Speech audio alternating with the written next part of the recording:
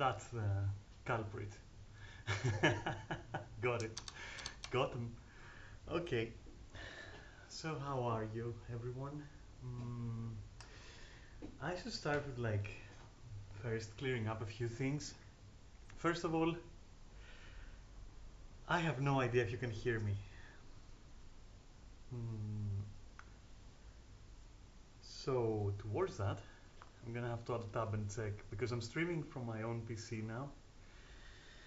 There is no streaming PC, just my gaming PC. And what sucks about it is that I can't see chat, I can't see anything. I haven't set it up properly on my phone yet, so it doesn't work there. It's kind of like botched or something. I'm gonna have to add a tab and check what people are saying. You're audible. Isn't audible never mind. We're gonna get copyrighted. Um, do I have to speak louder? Because this is a different mic. I don't know if do I have to talk louder or anything like that? Should I increase like the sensitivity of the thing here? Should I do that? I hate streaming from my gaming PC. I don't know. I fucking hate streaming from this. But there's good reason today. Um, it should be fine. Can be a bit louder. Okay, I'll make it a bit louder. Maybe here. This could be good, right? Yeah, this could be good. Okay, let's not touch it any further for now.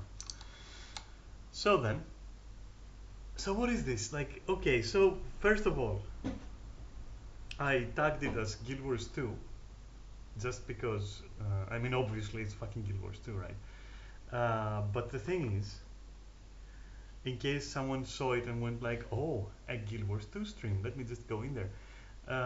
What this is in reality a guide for fractals and a few things relevant to fractals. Um, it's not it's not intended to be on the level or of the type, just to say that, or neither of those actually, if I'm honest, because you know I haven't got scripts, I haven't got um, any skills or anything, so you know it's not on the level, it's not of the type of, let's say, for example, what you might expect from, I don't know, famous Guild Wars 2 YouTubers. Um, you know, all the British knowledgeable sounding guys and all the, you know, all the elite guides and every kind of that thing. This is more a how-to, a very basic how-to, no pun intended, no infringement intended on our favorite egg smasher. Um, but yeah, it's gonna be bare bones. Well, maybe bare bones is not a good characterization because I will go into details and all that. But I guess what I'm trying to say is that this is not something that you watch and should expect to then immediately become a lean, mean killing machine in the game. It's not even like going to be addressed to that kind of player. Okay, this is for people who want to function properly in a group environment, in fractals in particular, and therefore need more information than like load up this build here, press these buttons in this sequence, and you're gold. That you don't need to know anything else, just go out there and like fucking murderize everything.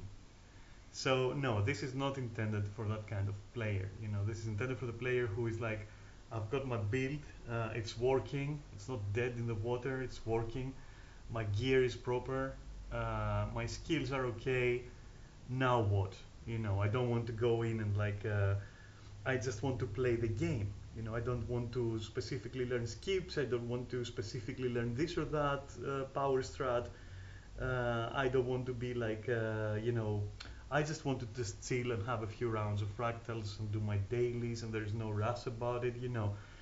And I want to be able to you know, to rely on my own self in there, and not be one of those pricks who's like, oh yeah, you know, I can do 40k DPS, therefore my ward is low and you should follow me, and you know, I'll force my skips on you, and if you don't follow, then fuck you, stay behind and die, and yeah, eat shit and die in general. No, this is far from that, okay? So, but I will show some skips as well, and I will try to justify why I use some of them and why I don't use some others. So, you know, it's gonna be some discussion on a few points.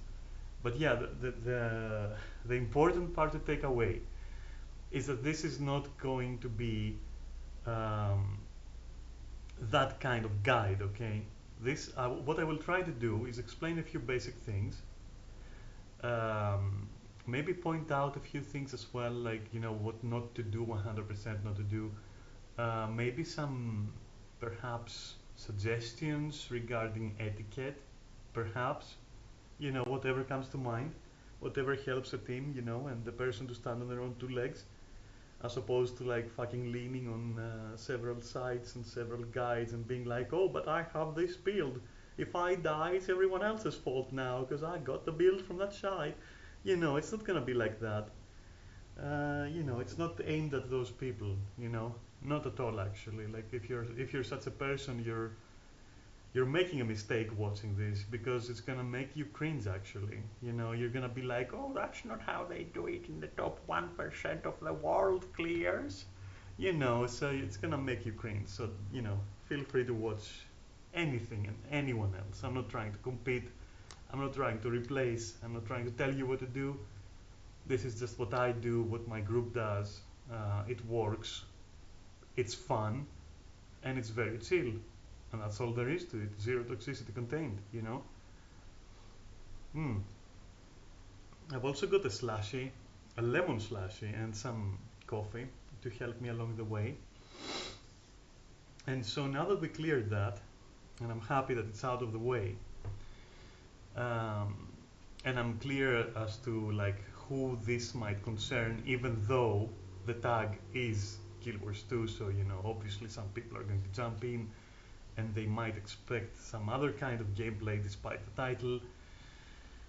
Yeah, we cleared all of that shit now, okay? Neris and Sam will be helping me. For now they're on Discord, but they're muted.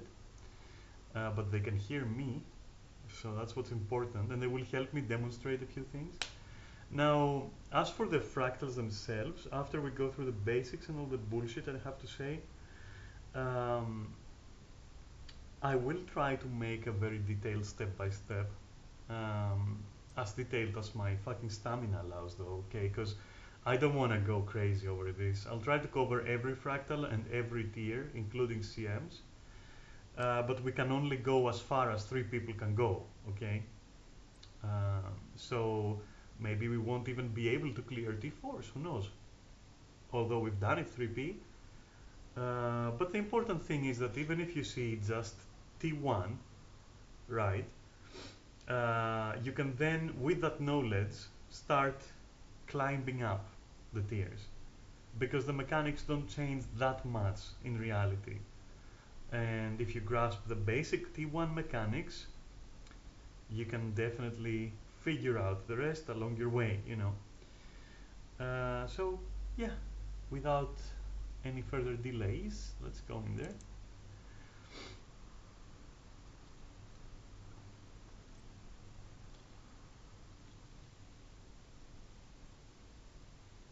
There's not gonna be any sounds. I will have disabled sounds for all of this nonsense. Alright, first things first, I'm gonna have to invite Sam and Neris. There we go.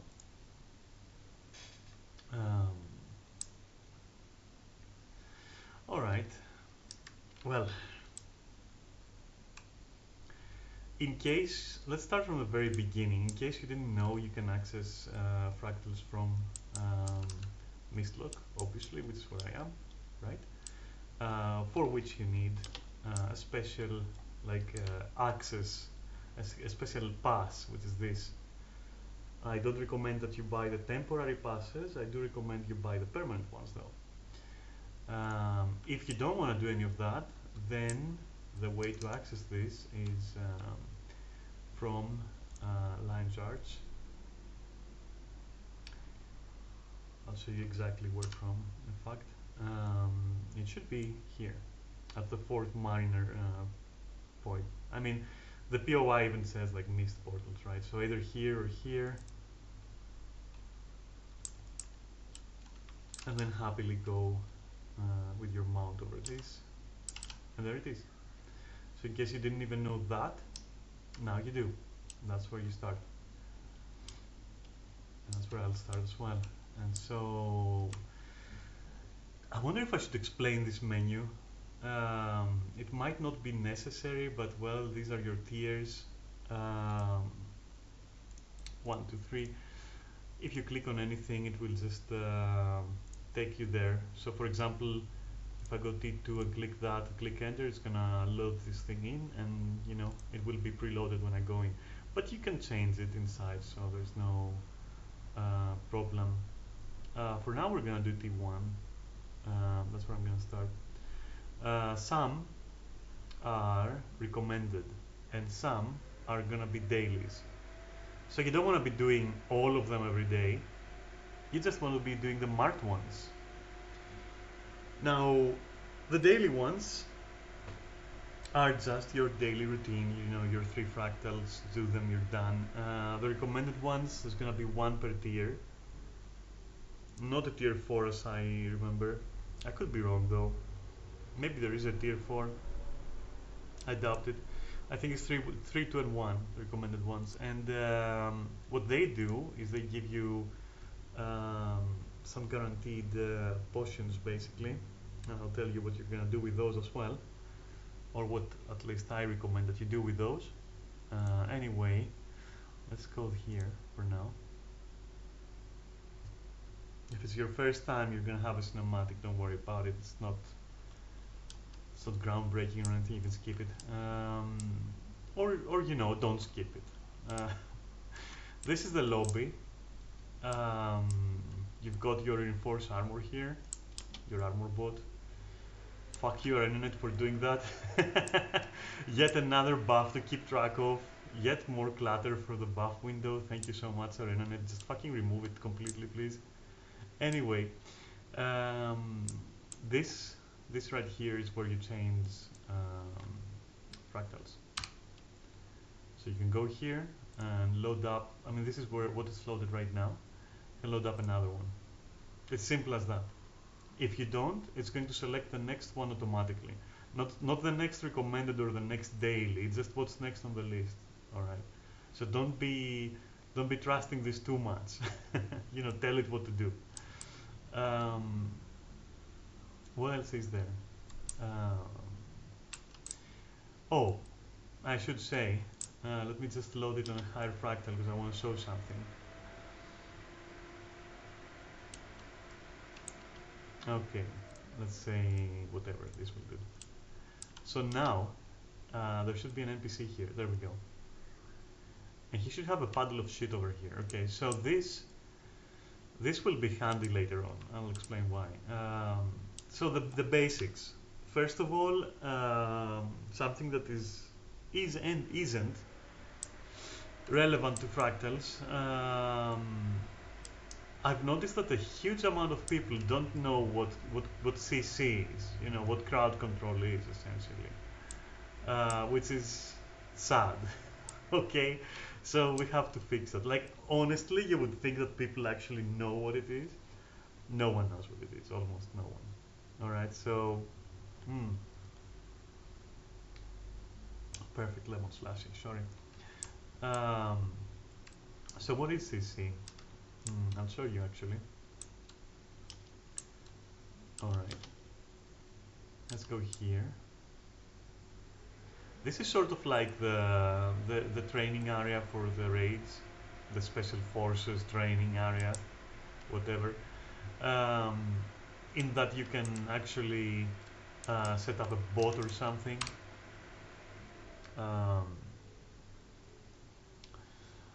Where is my like respawn my previous golem option?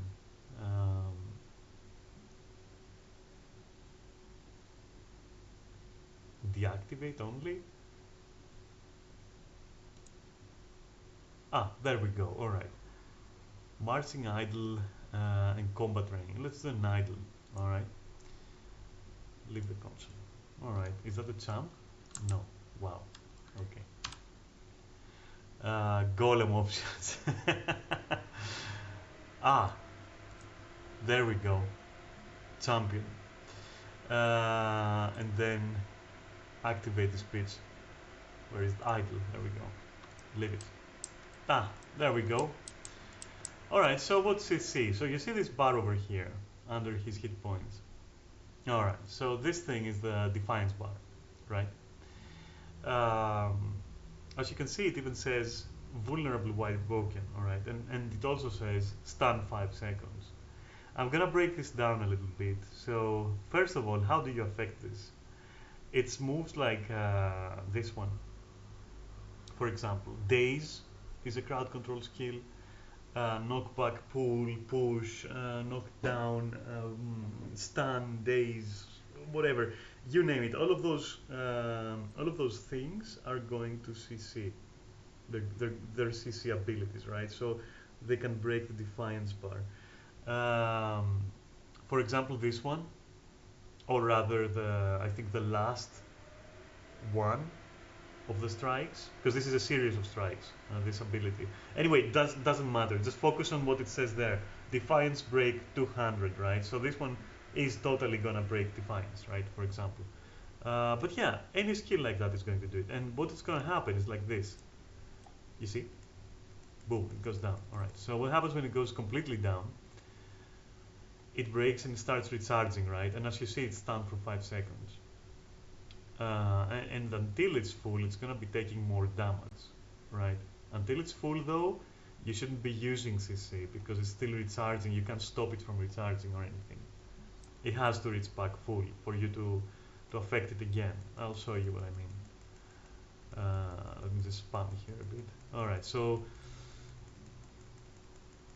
as you see, that didn't affect it at all. All right, so don't even try it. Save your cooldowns. If this bar is a metallic gray color and looks like a screw or like a bolt or something, you can't affect it. You have to wait until it's blue or cyan or whatever you want to call that color. But yeah, if it's not like this, you can't affect it, okay? So why is that important? I said that I'm going to say a little bit more about the stun there. Okay, so if you time this right, it's going to stun the enemy while they're doing a mechanic if you're lucky, you know, if you calculate it, thereby cancelling the mechanic. So that's very important, you know. It has a niche use of on purpose delaying it until like there is a mechanic you want to cancel and then you do it right on that point. And an interesting fact about that, it's not going to show you that it's cancelled. For example, if it had like a circle around it, and it was like filling up with color, meaning that once it's filled up to the perimeter it's going to explode, it will still show that and it will still progress. It's just not going to come out if you have stunned the boss or the enemy correctly. So basically that way you can dodge some mechanics, you can skip them. Not major mechanics, mind you. So don't expect to kill off like a raid boss's CC bar and then that's gonna like cancel their major gimmick. That's not how it's gonna work. But some stuff like an AoE or like a smaller cast or something, it's gonna cancel it, right? It also highly depends on the boss itself. You know, it highly depends on the mechanic. It's not consistent. Like there's many inconsistencies in Guild Wars. One of them is that. As far as I know, okay, maybe I'm wrong. I don't know. Anyway, that's that.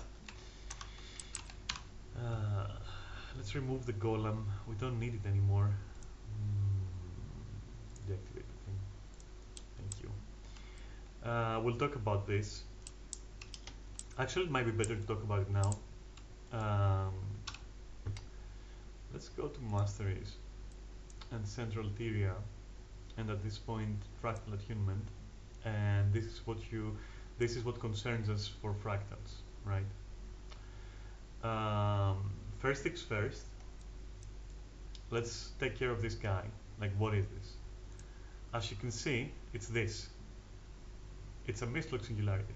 You know, if you train this and you interact with this, you will gain some resistance, some agony resistance, which I will talk about. It's very important, and it will shield you from one guaranteed death. Meaning, for example, once per time that you can that you interact with it, once per time you interact with it. If I were to go in a boss fight now, while I have this buff, and if the boss were to kill me, if its next action was going to kill me, this will protect me by bringing me low on health but surviving it. Yeah. And yeah, otherwise, basically that's what it does. Like, you want it because it shields you and it gives you some agony resistance. And I mean, you can see the description, right? There you go. Next time you will be downed, instead you will heal for a quarter of your health, and then this will go away. So it is quite an important mastery. A more important mastery, believe it or not, is this. I mean, eventually you want all of them, like as soon as possible, but eventually all of them. So recursive resourcing, right? I don't think I have to explain this if you can read the letters. Basically what happens is that without it, every fractal encryption box, which is what you're after essentially in fractals, they're like loot boxes that drop at the end of a fractal. So every one of them without the recursive resourcing is going to give you only a quarter of its loot. Meaning that even though you will be making some profit, you will end up spending more than you gain, because to open a fractal encryption box, you need encryption keys, and so you were to buy this. By the way, I'm standing here because I'm itching to finish this puzzle, and maybe I should, just to show you, like, I guess since I'm doing a guide, I might as well just show you how this puzzle, like, you know, is done, I guess. You don't need any particular speed skills or anything to do it, but like, of course, everything you have might make it easier or harder if it's like speed like I have right now. For some stupid reason it makes it a little bit wonky in certain turns and twists. But yeah, I'm gonna do it real fast. I'm not gonna like waste too much, but you know, since I'm explaining everything, why not, you know, show you how it's done. Hopefully without dying and like, you know, making a fool of myself. But yeah, I guess you can look back to this and, you know, figure it out on your own. It's not such a terrible puzzle, honestly. It's like pretty easy. I used to suck at it, but you know, practice makes good, not perfect. And here we have Sam flexing, showing off. I am here already, Mom. You can grab this. The rewards are puny, but like, you know, it's mostly psychological. And then if you go up this tree, carefully, oops, okay, there we go. You can grab these diving goggles, and you can try to jump right in there. And that's like an achievement as well. If you miss, you will crash on the floor. If you don't miss, I won't spoil it, in case you haven't done it. You can also get your friends up here by using any kind of portal, such as where is it? The white mantle portal device, or for example, shadow portal or any other portal. Just put it down, go down here, and pick up all your lazy friends like this. There we go, done, donezo. These are teleporters. They will just transport you around. There's nothing else to say about them. Just a merchant. Let's see the bots. I mean, that bot I already told you, it's just a merchant, right? This one deals with infusions, as the name implies, the infuse bot. And I think let's leave this guy and catch this guy who was relevant to what I was saying earlier with the boxes, right? On the third tab, you're gonna find the keys I was talking about, with which you will open your fractal encryption boxes, and I'll show you how this looks like later, once we start completing fractals actually. So there you go. Here's where you buy keys for those boxes, and as I said earlier, even with the discounted keys, it's not worth it. It's gonna drain you. Even with the discounted ones, even with the deeply discounted ones, it's still gonna drain you. So you need recursive resourcing. My first advice then, my first objective advice then, is keep your boxes until you have that mastery, 100%. In my opinion, okay? You do you. If Discretize or Mighty TP tell you different and you prefer to listen to them, go ahead, be my guest. I'm not doing this for you. I'm doing this for people who just, want to chill and, like, I don't know, adopt a more casual, I guess, stance. Anyway, mm, don't ever buy this. Just every day you're gonna get even further discounts in the form of deeply discounted fractal encryption keys. You can only buy 30 of those. I can't because I bought mine for today, so I can't show you, but normally there's like a deeply discounted ones as well. You don't want to touch these two. Actually, you don't want to touch any of these three, just the deeply discounted ones. They should be enough. Again, as long as you have recursive resourcing. All right. As for leveling your masteries, I recommend you do it here in the fractals. All right, because you're gonna make boxes, and you're gonna be doing your dailies, and you're gonna be practicing, right? And making shitstones of XP. So why not do it here? So XP, your master is here. If you're thirsty for mastery points, there's a fuck ton of mastery points to be earned in the fractals. You just have to know where to look, okay?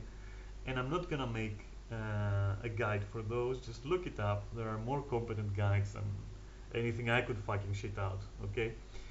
So I just wanted to know, to tell you, to let you know um, what my recommendation about this is. And now, this spot here, and let's talk about its merchandise, let's say, um, handles agony infusions, and you can expect to find those in the fractal encryption boxes and other chests that you get after finishing a fractal, like your daily chests and such. You might contain them. You might get +1s. As you can see, they have a number in front, or up to plus whatever, I don't know. I mean, the highest I've gotten from loot is like +13, I think. I've definitely gotten a +9 multiple times. But I think my highest was like, yeah, was 16, 13, I don't remember. Anyway, so here's the thing. Every 256 +1s, all right, and can be combined into +9. You can see it here, the conversion rate, right, along with the cost to do so. You can do this on your own if you have artificing. Personally, I'm too bored and I never do it like that. Personally, I just fucking pay the cost. I'm just lazy, okay? If you have artificing, just do it on your own, it's fine. And +9 is what you want. Later down the line, and like much later down the line, you can do stat infusions. And this kind of stat is going to be applied outside of fractals as well, so it's pretty cool to have. But the cost is a little bit, let's say that the cost ensures that you don't have to know about this right now. Not in this first iteration of this guide or first part of this guide anyway. But do know that they exist, alright? And that they're going to be +9. These will never be above +9. If they can be above +9, I don't know it and I don't need to know it. Because there's no fucking need. All you need is +9s nevertheless. Ideally, you want to do something like what I've done. So everything should have +9, like literally everything should have +9. Unlike my pistols, as you can see, the thing is I don't use these in fractals, so I have it. I don't switch to them, you know. This though, for example, as you can see, I've slotted infusion. Like everywhere you can, slot your infusions, all right, on ascended gear. And I think that's a good time to talk about ascended gear as well and how it plays in. First and foremost, you can only slot agony infusions on exotic, wow, on ascended gear, with one exception for exotic, which is only a ring that you're gonna get no matter what, and it's there to introduce you to the whole concept of infusing without giving you a free ascended, because fuck you, you're not allowed to have even one nice thing. You're gonna sweat for it, bitch. Anyway, get full ascended. That's your main goal, or rather, one of your main goals here is to get full ascended in order to slot infusions in order +9s always. Anything between +1 and +9 you sell.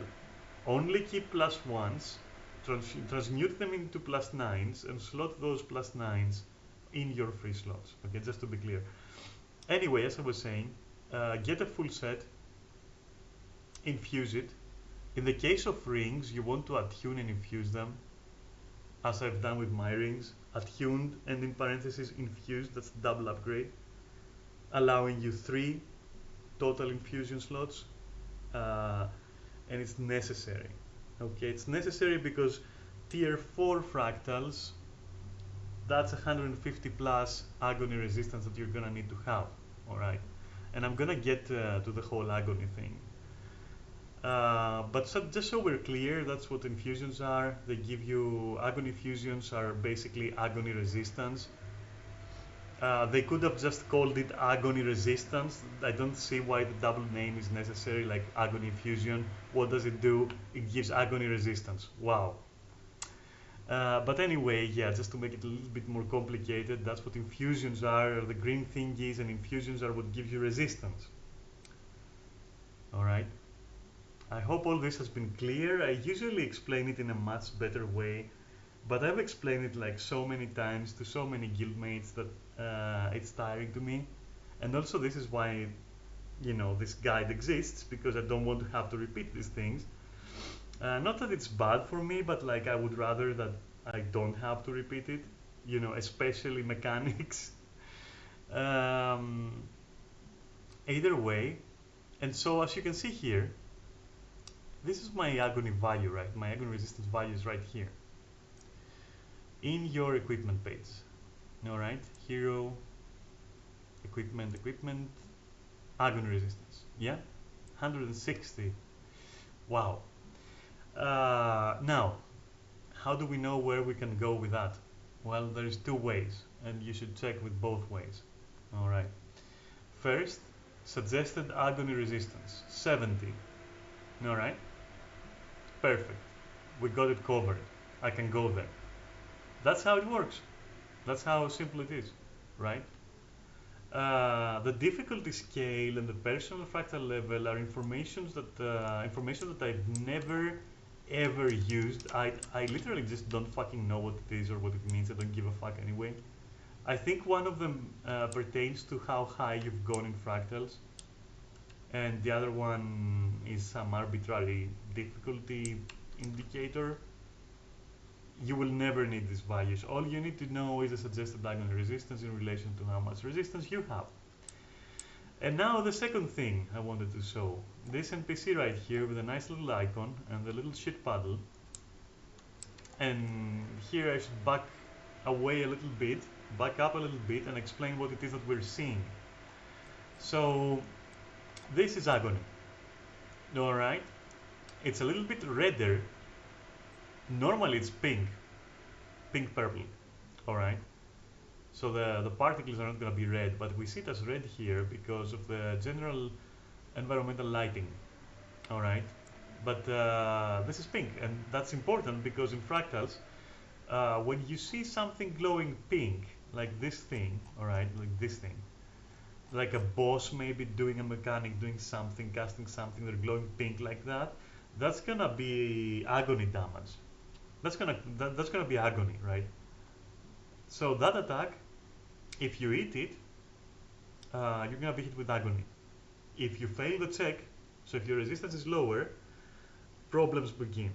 That's how wipes begin. Now, I'll say something, and I don't want you to focus too much on it, but I'm gonna say it anyway. And that is that if you're a good player, and I've seen it with my own two little eyes, my beady squirrel eyes, I don't know why I said that, um, I've seen it like, a few times, not often. You can survive even up to T4, accepting hard agony resistance checks. For example, my Trin has a hard check, um, where basically if you enter the room of the boss, where my Trin and Horik is, it's immediately going to blast you with agony, and that's a hard check. And if you fail it, you'll die.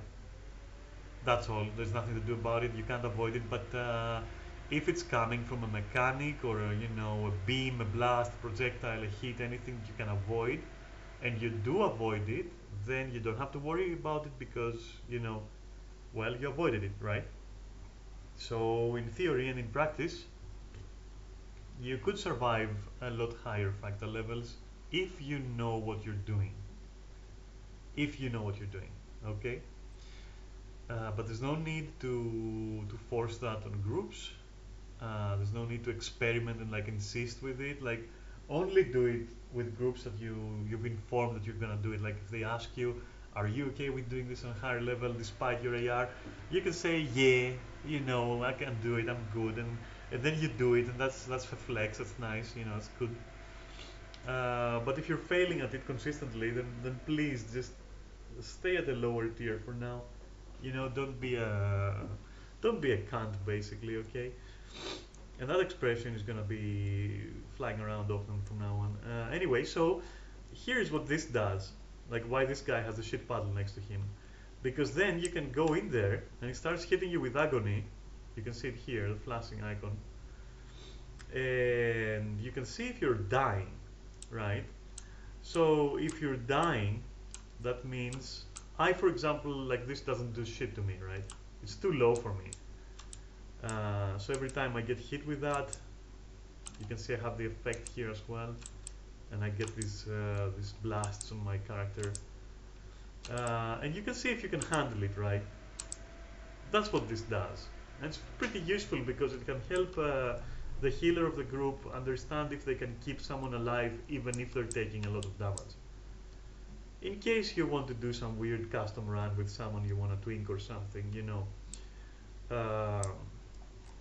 and what actually agony damage does, I mean I call it damage, but let's call it agony. So it deals damage per second, right? And more importantly, it blocks incoming healing. It blocks a lot of incoming healing, which means that eventually you're gonna die. So yeah, that's what agony is. That's the important aspects of it anyway, okay? And of course, for whatever purpose, it also puts you in combat. I don't think I should have had to say that. I should have to say that, sorry. But I did anyway, just in case, just to be clear about what it does. Let's go back to the NPCs. I think this one is all about, spending pristine relics, and I'll get to these. But for now, note that here you can spend pristine relics to buy ascended gear. Never do this. It's simple as that. Never fucking do this. You want to keep all your pristine relics. And there are many ways to get ascended gear. From guild commendations, down to laurels, down to achievements, and of course crafting, and I'll talk about that too. Ignore this guy. Okay, it's a trap. One might say a clap trap. considering it's a yellow robot. Uh, Sorry, I just fucking had to. Let's see I mean, you have a laurel vendor. You have also this merchant here. He's also selling various things like potions, which I'll cover soon enough. For now, ignore this guy. Account documentations. Again here, for some tremendous costs, honestly tremendous costs, you can buy permanent upgrades for your character. A good plan is to get these to 2, all of these to 2, level 2, so you can get level 1 of this. Feel free to jump in, check what they do, and decide if it's worth it for you. But do know that without a collective level of these, you can't get a level of this. And this you do want eventually.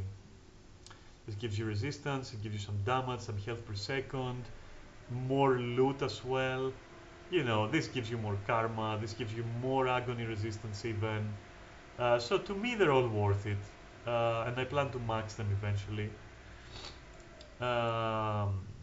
Your bank, your trading post, nothing changes here, right? The potion guys here. Now, when you start fractals, like I'll assume you're completely fresh. When you start, you're gonna have 0 agony resistance, right? And you need some at least. Like you need at least some, even for tier 1, for the highest tiers in tier 1, for the highest fractals in tier 1, you're gonna need some AR. Silly amounts, but still some, right? So this is how you deal with that. You got this guy. Okay, show me what you got. And what this guy's got is this. Alright. And this gives you, as it says on the box, for 1 hour it will give you 10 resistance. They don't stack though, alright, but it will give you another 5, so 15 total, if you have the Fractal at Human Mastery. It says right on the box, alright. You can tell if you have the buff, or who has the buff, by the, you notice that little blue icon over there? That blue-white icon? I'm not talking about the icon, you know, the artwork of the Anguished Tier of Alba. I'm talking about the icon there. If you see it on a character, like right here on their buffs, you know they have it. So, you know, if you're a team of low level new people to Fractal, and you know you're gonna do a Fractal that requires some of it, and you know your leader says, okay, has everyone used their Tears of Alba? And someone says yes, but they haven't. Now you know how to tell them. I don't even know, dude. I'm going through everything, okay? You can't blame me. I'm trying to cover everything. I'm trying to cover everything. Anyway, there is no situation in which this isn't useful. You can even micro-optimize a little bit, even if you are very high agony resistance. Even if you have, sorry, very high agony resistance, you can still slap that on for that extra little bit, and I'll explain why you might want to do that, alright, and why it's good to stack as much agony resistance as you can without going to much expenses though, to clarify, okay? But it's still good to do, and I'll tell you why. So here we have a few potions, right? Obviously you want to ignore all the small ones, and you want to never have to buy these. Like, instead of buying them, do your daily recommended fractals, your 3 recommended fractals, do those, and each one is going to give you one of those. So that means that the next day when you're gonna do it, you can use the ones you got the previous day and keep refreshing it like that. You know, just before you jump in, use your large mist potions, and you're gonna make them back by the end of it, because you're gonna be doing your recommended, your recs as we call them, okay? So it kind of like feeds into itself. The small ones you can sell. You sell them not here, but here. Potion refunds. You click on the ones you want to sell. These are the 3 small ones. These are the 3 big ones. And it gives you back fractal relics. I'll tell you in a bit what these are and why it's very nice to have them. Anyway, The potions speak for themselves. Damage, mobility, defense. Alright? Damage, mobility, and defense. Higher tiers, you need that shit, okay? Don't be a fucking chump, you know, don't be a fucking bum, okay? 2-bit bum. Use them. If you're going high tiers, use them. Your team is gonna appreciate it, you know? Just do it. Just fucking do it. You refresh them every day. What's your problem? Anyway, you can use food too, by the way. I mean, some people use enhancements, food, all that. I think food is a little bit too much, unless you've got like infinite sources of food, like a very rich friend, or like delectable cakes. It's what Sam is eating right here. It's a thing that you get for 9 years, I think, and you can infinitely just slap it on the ground and everyone can eat from it. I don't recommend buying specific food, and I don't recommend buying specific enhancements. Wow. All right then. Uh, anyway, uh, I don't recommend buying specific stuff except for CMs, which are challenge modes. I'll talk about those later, and for those I do recommend that you have everything you can bring. If you got it, bring it for those, okay? I don't care how well you know them. It's about how efficiently you should be doing them, okay? Anyway, to avoid all the hassle with the potions, even though you should still do your recommended and you should still sell your potions that you're gonna get, I'd say save up some relics, which are these, not to be confused with pristine relics, by the way. There's a slight difference in the icon, okay? If you can, I don't know if you can tell, like this is more vibrant than this. That's because this is normal fractal relic, this is pristine. Or you can even use, like, let's see it in my wallet, for example. There you go. Pristines, normals, okay? So with normals here, you can buy infinite potions of each. Yeah. Not only that, but later on, you can buy an Omni potion by combining these in a Mystic Forge. And the Omni potion is this. It gives you all of the effects of the other 3 potions in one. It never runs out, and it works automatically, as you can see. You enter the fractal, it fires up. That's it. You never have to worry about it again after that.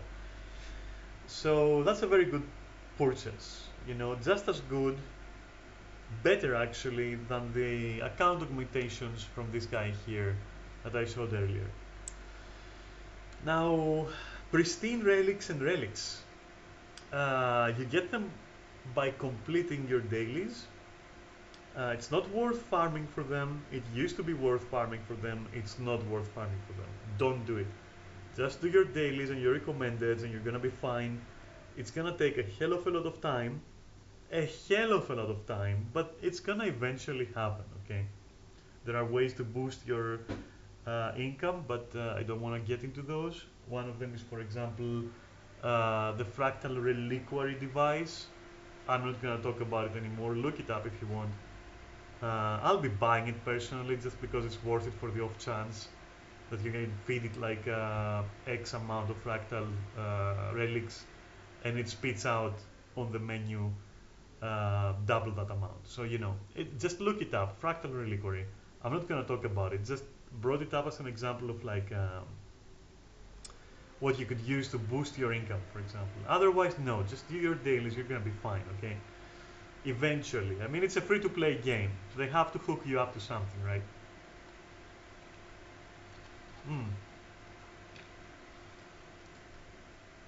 I feel like I'm forgetting something, although I've gone pretty much in depth. As said, you can spend pristine relics on this guy, don't do it. Now that you understand what pristine relics are, don't do it, okay? Don't do the conversion either, pristines to normals, don't do that. Okay, just keep stacking them, keep stocking up, trust me. Gear, let's talk about gear. Oh my god, I don't think I've ever talked about anything this much in my whole fucking life, even when I'm ranting during streams. Alright, it's gotta be done though, right? let me slurp some coffee, and I'll go into what I recommend that you do about getting ascended gear.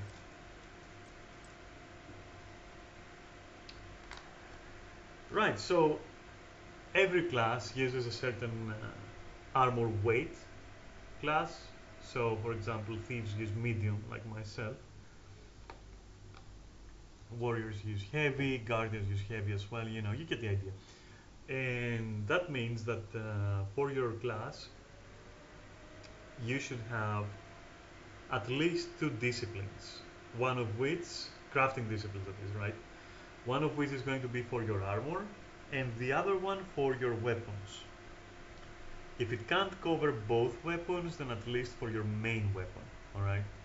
Not the one in your main hand, the main weapon of your build. You get it? What's this party notification? BRB for a few minutes. Okay. Thankfully, I'm still fucking spamming, so that doesn't matter. My build's main weapon is a staff. To give an example of what I mean, your main weapon, right? I don't mean as in having two weapons, like pistol, and then that's my main because it's my main hand. That's not what I mean. I mean your main, like what you will be camping the most on your rotation, you know, the important one. Now, with that out of the way, in my case, it would be me being a daredevil, a staff using daredevil, so power DPS, daredevil thief. That's gonna be a staff, which means, and medium armor, right? So that means basically tailoring, which is medium armor, leather armor, and all that. And wait, not tailoring, sorry, leatherworking. Scratch that. Not tailoring. Tailoring is for light armor, okay? Leatherworking. And what the fuck is staff? I don't even remember. I think artificing is staves, so it would be artificing. These would be my two crafting disciplines that I would raise on this character for the reason of creating my first gear set and my first weapons in order for me to slot in there the infusion, the agony infusions necessary to achieve the necessary agony resistance number to do higher tiers. If that sentence made sense, GG to me and double the GGs to you, because now that I think about it, it sounded weird. But I hope it gets the point across, okay? And those are going to be your professions. So I can already hear you saying, oh my god, professions are boring and they're also expensive. No, it's easy.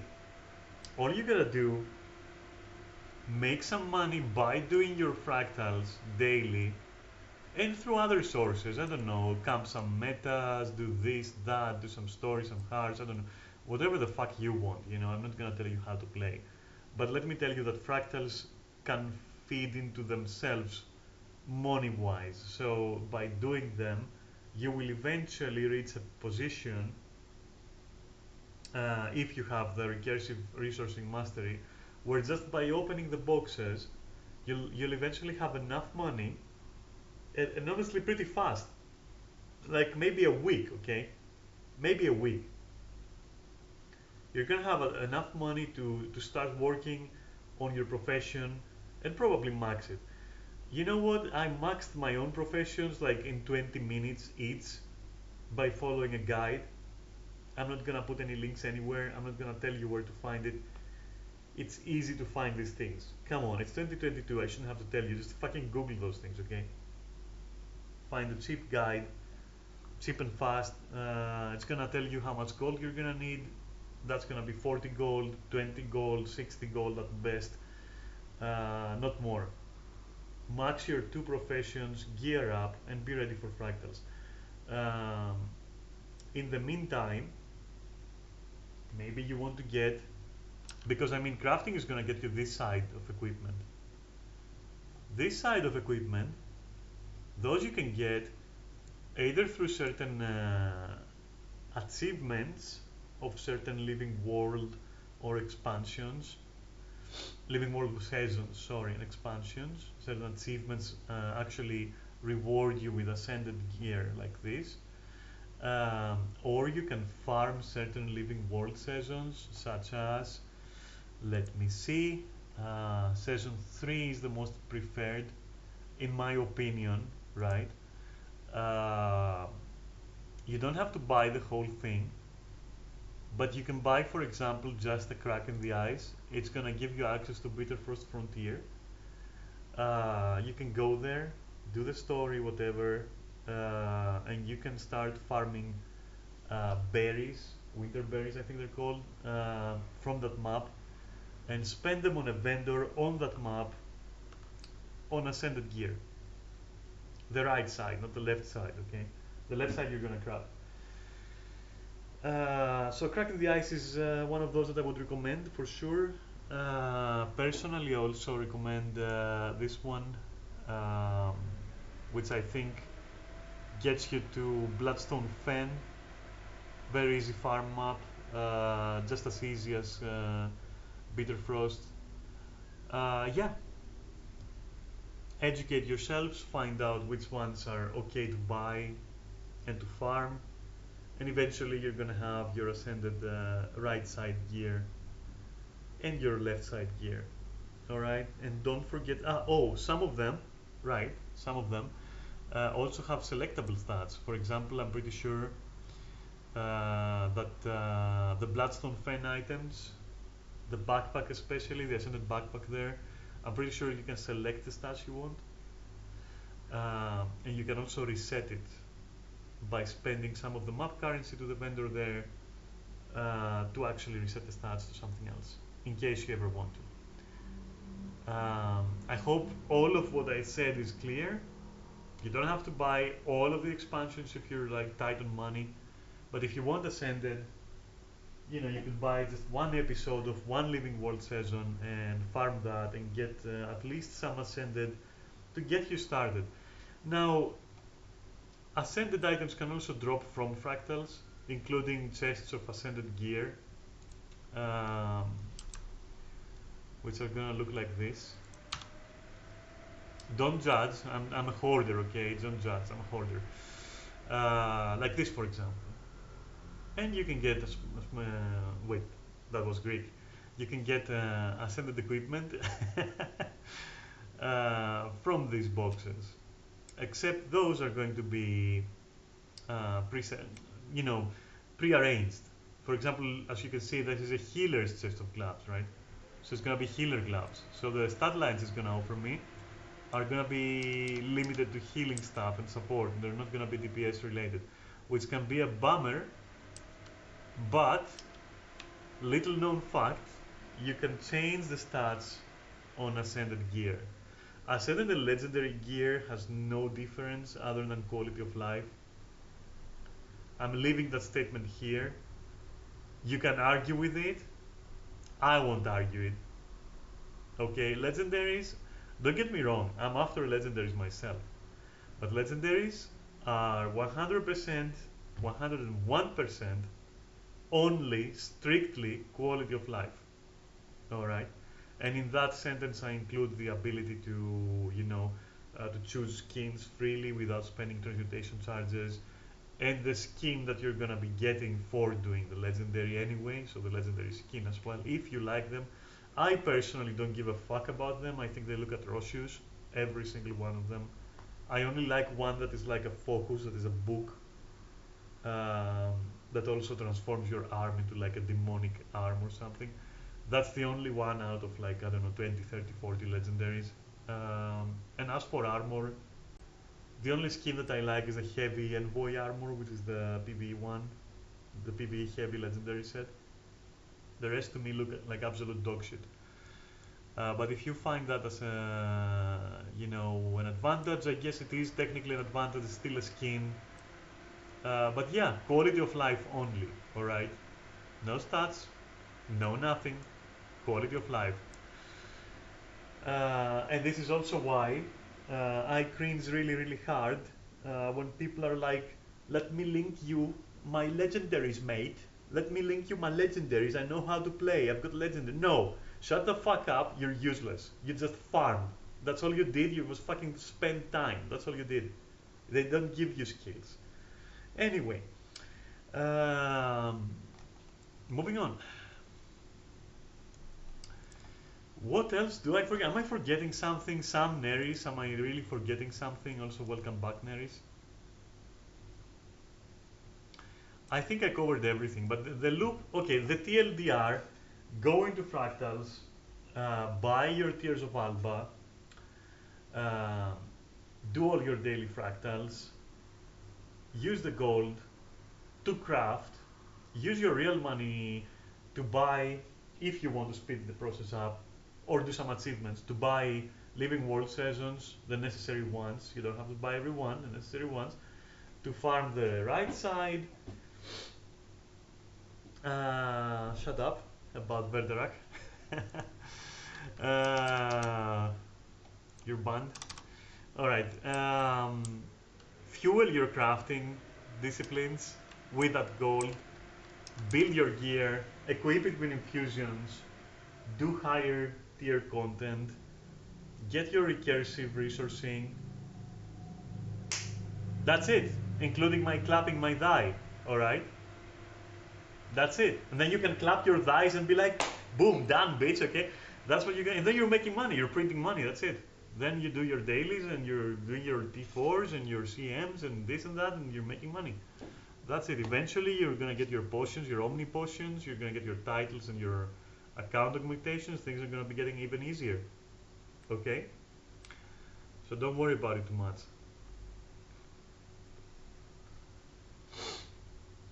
Which, again, if I'm forgetting something, now's the time.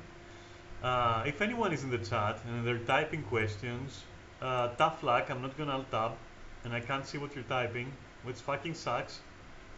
But you know, that's all I can do for you. Like, I'm a noob streamer, okay? I don't know about, like, zero editing skills, zero streaming skills. I'm just trying to make a guide here, okay? Trying to make a guide, okay? So forgive me all the nonsense and trash and like whatever, and I don't run off a script. I don't know what I'm doing. I just want to consolidate all the information that you need before even talking about builds, items, and mechanics, okay? And I feel I've done it. I feel we're done. I even showed you the puzzle, right? We're done. I don't know what else is there left to say. This NPC looks different just because it's the person who initiates a collection and a quest or whatnot in order to build this backpack that she's wearing, which is a legendary backpack. It's very easy to make. Actually, it's this one, except I've transmuted it. It's called an infinitum. Um, it's a very easy legendary to get. It should always be your first legendary. Very easy to get. Still, I wouldn't prioritize it. My priorities would be get the masteries, get gold, get crafting, get infusions, go higher tier. That would be my priority.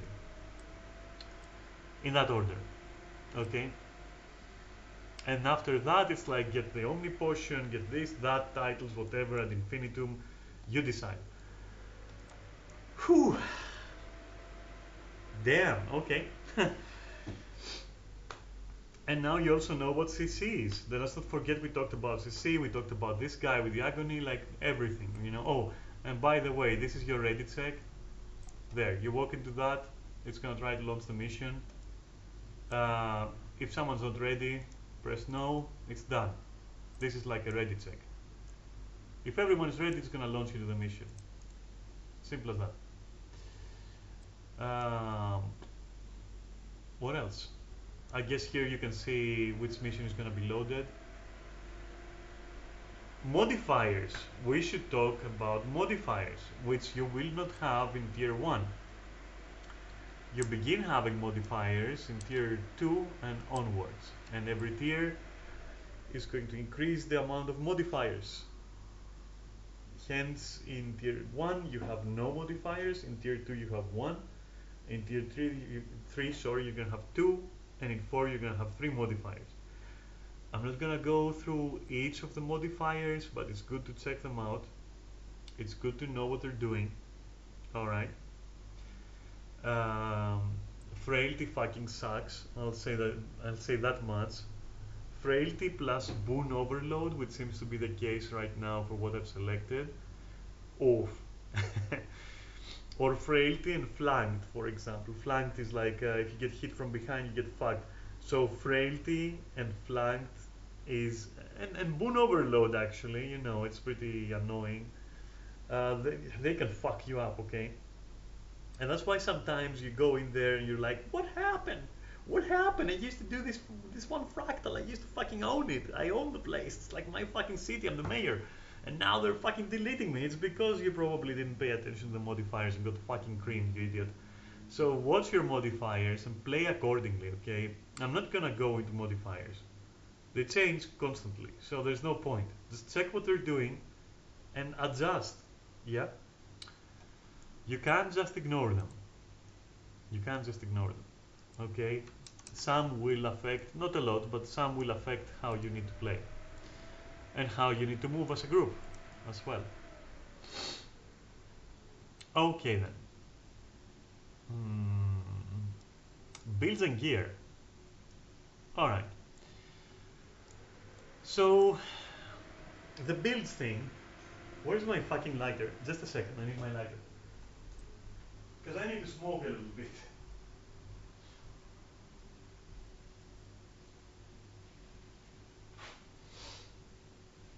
Alright, so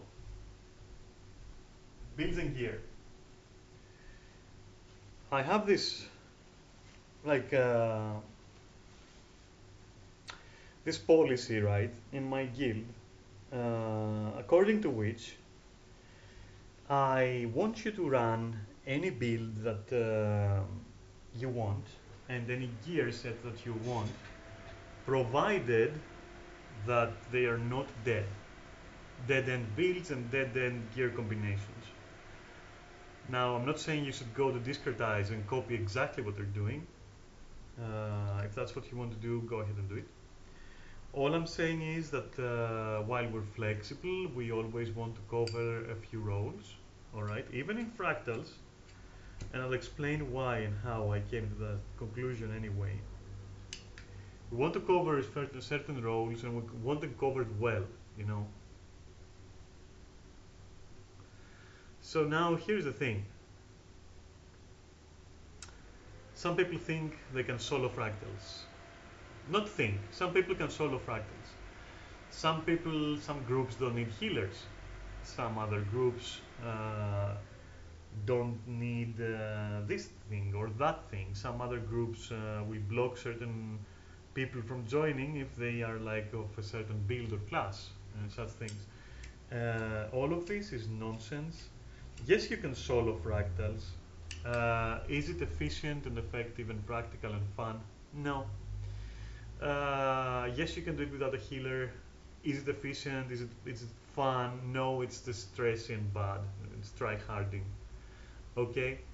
So, similar to what I said in the beginning, this is not a guide of how to fucking try hard. Okay? If you're already fucking screaming at the screen, going, but I've done this on my fucking Guardian and I did it solo. You know what? Actually, you don't know. You don't want to fucking know what I think about you. If you're that type of player, okay? Go do your thing in your corner right now, and also show me your homework tomorrow, bitch. Anyway, yeah, this is not a guide like that, okay? Yes, it can be done, but it's like it's honestly just why would you do it? Like this, like are you flexing to whom are you even flexing? Like what, your imaginary group since you're solo? What are you even achieving, dude? Nothing. You're just being, I don't know, at best antisocial, I guess. And at worst, you're just being a cunt. Honestly, you're just flexing for no reason, to no one actually. So then, back to the point. Now that we cleared it up and we cleared like for who other kind of people this is not about. Let's go back to the people that this is about. So, yeah, no dead end builds, right? and no dead-end gear combinations. Uh, Go study your build and go study your rotation. Learn how to improve it a little bit. Because if you run healing gear on a DPS, I mean, you know, if you're trying to run it with like exotic gears and no infusions, fucking why, dude? You know, if you want to see, and the same goes for raids as well and other places. Like, why are you being a dick? People have cleared raids with green gear. That's not it. You know, that ain't it, man. I'm telling you right now, this is just like, I don't know what it is. I call it stupidity, but you choose your own words, okay? I personally call it stupid. So yeah, like the fact that it's like that saying, like they were so busy trying to do it that they didn't bother thinking if they should do it. It's that kind of situation, okay? So I don't care. I don't care if you clear things solo. Go away. I don't fucking care. This is a group guide. Whatever, man. You do you. You know. Um, so what was I saying? Yeah, fix the obvious mistakes in your rotation. I leave that up to you and your class and your Google abilities. Fix your build. Fix your shit anyway. Okay, I'm not saying copy. Again, I'm not saying copy what's there. But like, don't try to do some weird spellbreaker, PvE, self-healing, uh, hammer warrior. Don't try to do a flamethrower engineer unless it's really good and fun for you, of course. Because I mean, I love the flamethrower. I'm biased. Okay, it's a flamethrower, so maybe bad example because I'm biased. I love flamethrowers. Okay, so don't come in my group with like a dedicated ranged thief. Okay, don't bring that shit here. It's not gonna work. It's gonna be a miserable time for you and your group. Okay, anything that doesn't make your group miserable, you feel free to bring it. Okay, and I'm choosing my words carefully. Miserable. All right.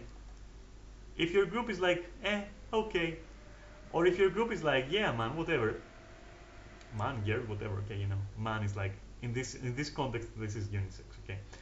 Um, you have no problem then. Just bring it. But like some things, like honestly, you can't bring me a fucking CDPS thief camping your short bow. Okay, you can't do that. You can flip it out in certain situations, yes, but like camping it, ah. Or some other situations where like a person is like, well, conditions are good, but I also want to have physical damage, so I'm doing both. And mind you, some classes will support that, but there are very few, like very, very, very few. So you know, as flexible as the system is, there are dead ends. Okay, so make sure that your build and your rotation and your gear are consistent and coherent. They make some sense. You know, there is synergy. It's not like, oh, but I want a shield and I want a hammer and I want a bubble and I want to heal and I want to give buffs and do damage and content that. No, sorry, but no. Okay, that shit, that's not gonna fly. And if you also are one of the people that are like, I don't want to know a rotation. I just press keys and things die, man. You should see me in open world. You should see me in fucking Chuck Garand. Get fucked. I don't care. Learn your stupid rotation. It's gonna like learning a rotation takes 5 minutes. 5 minutes. I swear. 5 minutes. Learn your rotation and your damage is gonna be triple what you're doing. You know? It's that simple. It's that simple. Please do everyone a favor and learn your character, which includes gear rotation and build. Make a character that is right. What you want, yes, but also functional, yeah? Whew. Now that's out of my system. Um, let's see. Yeah, but no, we really had a guy who was like, yeah, man, I don't do rotations. Like wherever I go, I just activate my shroud and I just spin and everything dies. Yeah, yeah, yeah. He was the lowest DPS ever by a difference of like 10k. And he was dying all the time because he was like of the mind that yeah, things just die, man. Let me just go in there and just fucking press my buttons randomly. I'm gonna fucking do. No, no, no, no. Can you do it? Yes, you can do it. Should you do it? You should never do it. Okay, simple as that. And I understand that like this last part that I talked about can be a little bit off-putting to people, but trust me, spend 10 minutes, 10 minutes tops improving your play, improving your game. Night and day difference, okay? Especially your group. It's 5 to 10, you can definitely give 5 to 10 minutes to a group of people who are giving their whole fucking hour or two, going through fractals with you. It's a fair trade, okay? It's not gonna be the end of your fucking individuality if you decide not to bring your self-healing hammer warrior core specialization fucking half condi, half healing, half DPS kind of build. Keep that to yourself, keep that for like, I don't know, for base Tyria. I don't know, because even fucking Heart of Thorns is gonna destroy you with that build, okay? Anyway, um, where was I? With all that said, some words on etiquette. Jesus, here are my words on etiquette. Find a guild or find a group that does the content you want to do reliably, consistently, cleanly, daily. Whether it's going to be a guild or statics or yeah, just do it, or a combination of, but just do it, just do that. Because this stupid place here, this stupid place over here, this place is the fucking, like, this,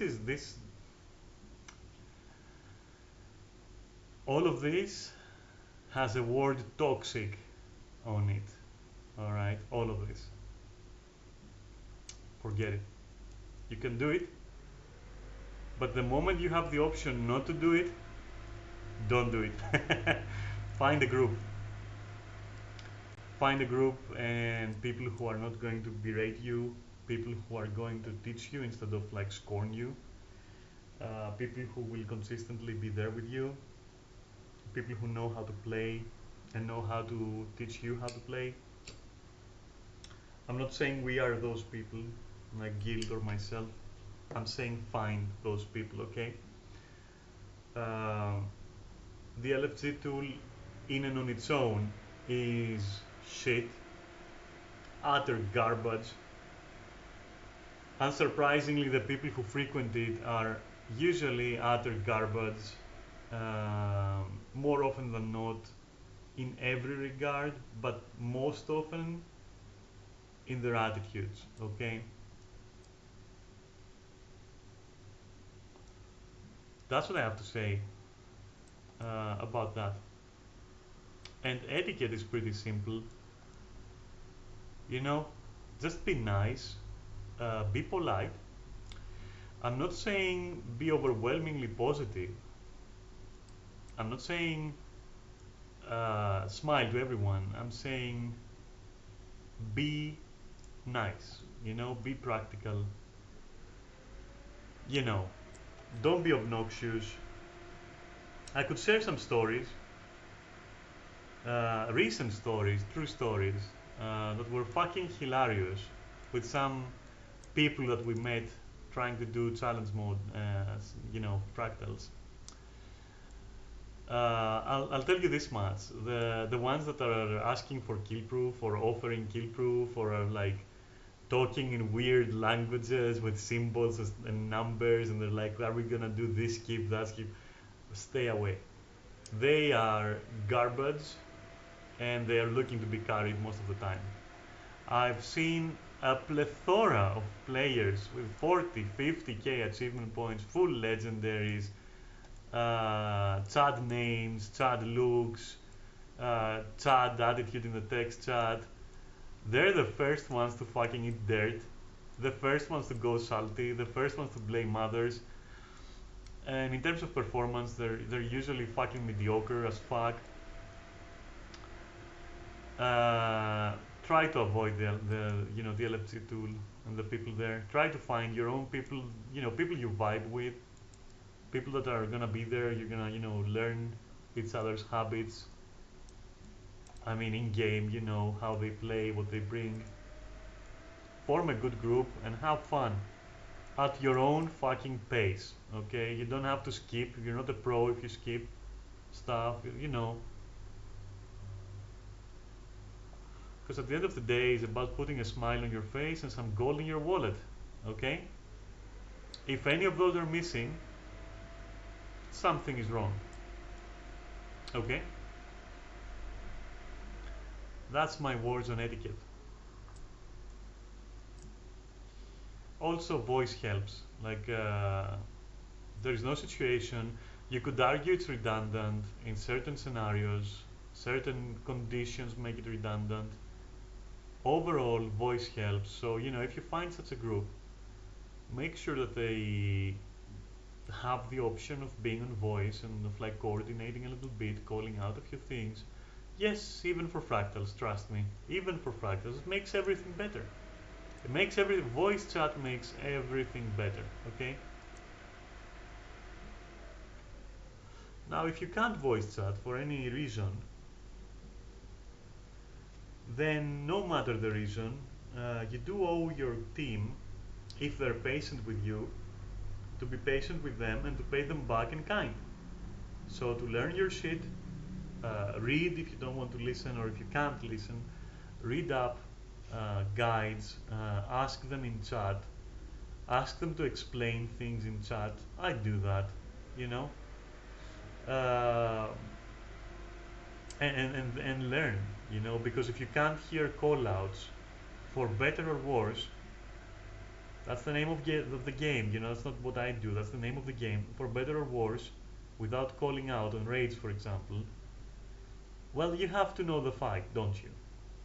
But what the others can do in your group is accommodate you by including you so that you can learn and then pay them back by showing them a good, putting up a good show. You know, that's all. So it's not like it's impossible if you can't voice. It's not like you should be excluded, alright? But it is like you're gonna have to put that little bit of extra effort where because you're not gonna have call outs. And so you have to learn differently. But you still have to learn. Like you're not exempt. Okay. So yeah, that pretty much. Oh, last thing before we go into the first fractals is this. Challenge modes. What are they? So there are currently 3 fractals that offer this function. It's Shattered Observatory, it's Sunqua Peak, and it is Nightmare Tower or just Nightmare. Let me check, I don't fucking remember. I think it's just Nightmare though. Yeah, it's just Nightmare. So basically it's these 3, right? And people will usually say, for example in LFG they will say 98, 99 and 100 CM. If they're doing CMs. So it's those 3. So you basically go into T4 and each of them at one point or other in the beginning they're gonna have like what is called a challenge mode. And if you interact with it, it brings up a vote menu for whether or not you're going to accept the Harbinger's challenge, which makes it challenge mode basically. It makes it CM, turns it into a CM fractal, okay, essentially. And what this does is like it adds extra tactics, more meat, more potatoes, more sauce, everything is more. Everything's bigger, better, and stronger, and more mechanics. However, for doing those, you will be rewarded with quite a lot of fractal relics. You used to be rewarded with mystic coins as well, but ArenaNet, in their infinite wisdom, the same kind of wisdom, that they displayed on the recent leaked documents and their balance pass, which is to say in their fucking stupidity, in their utter stupidity, remove the mystic coins as rewards. You can still get them from drops sometimes, but like they literally murdered the appeal of CMs. It's still worth doing. It's still worth doing, definitely. So your end game daily routine is gonna be your 3 CMs, your 3 dailies, and your 3 recommendeds. That's gonna be your fractal routine. Sometimes these things are gonna align. So for example, in theory, in complete theory, it could be that for a day, the daily fractals are precisely the last 3, which means that if you do them on CM, you will also be completing them as T4, shaving off a lot of valuable time. It's never gonna happen, but it's RNG, it might happen, okay? I'm just giving you an extreme example of like what your daily scenario could be, you know? CMs still have modifiers as well, so you know these things that I talked about, making them even harder. And I have a fleeting suspicion that CM modifiers are a little bit less RNG than you would expect, in the sense that usually 1 or 2 of those modifiers for CMs are gonna be a bitch. Okay, it's gonna be Flux Bomb, it's gonna be Frailty, you know, it's kind of spiced up, I think. So, if you see any weird effect on your character, check your modifiers. It might be one of those, and you know, play accordingly. And now we covered CMs as well. So we covered what CMs are, to be precise. Anybody want to add something? Neris, Sam, anything to offer, anything to add? Because if not, then we're going in for the first. I want to say for the first maybe 5 fractals. I don't know for how long I can stream today. Let's see. Well, I might have time for more. We'll see. But do you guys have anything to add?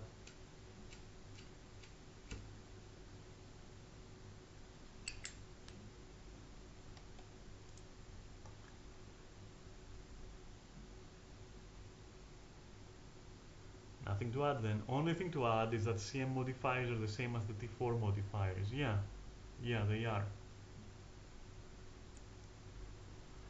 So if you go here, you can see that, for example, if I do 100 CM, it's gonna be fractal, no pain, no gain, and frailty. So on that I stand corrected. You can actually see what they're gonna be. But I do feel that these last 3 are bitches. So their CMs are bitches as well. Maybe though, it's just pure RNG and there is usually bad RNG. What else can I say? For now I'll say I stand corrected just to be sure. But yeah, you can check which ones your CMs are gonna have, because they're gonna be the same as your T4.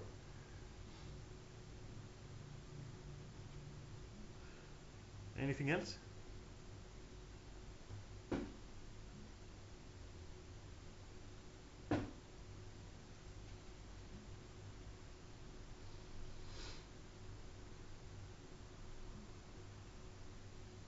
Yeah, I explained everything and I almost have a headache from it. So I'm gonna take a fiver, okay? 5 to 10, probably not 10, but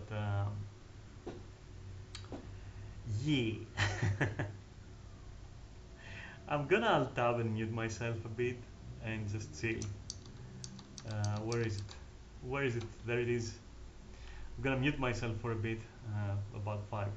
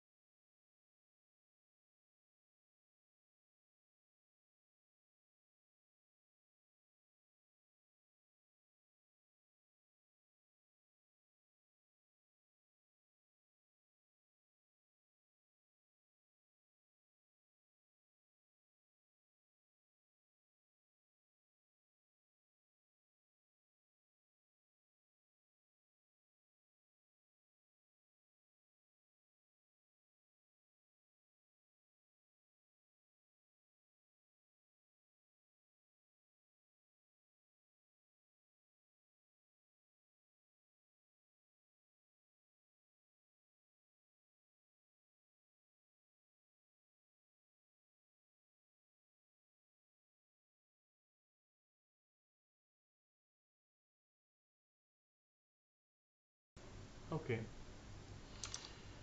back. When Earth is back, we can also go.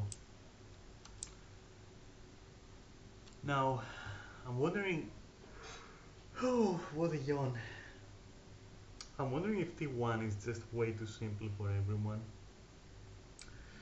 And of course, if someone learns a higher tier, they automatically, obviously, can do a lower tier. There's no question about it. Welcome back. I was wondering right now if it's pointless to do T1 and maybe we should do either T3 immediately or T2 immediately. Because that way, you know, if someone learns T3, then they already know T1 and T2, right? Because it's just the same with lesser tactics, fewer tactics. Yeah.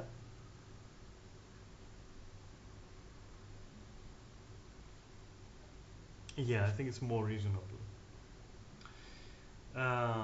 One thing to note about how the rewards work, okay, which I didn't cover, but I should say, is that if you finish your dailies in T4, it will give you all previous rewards.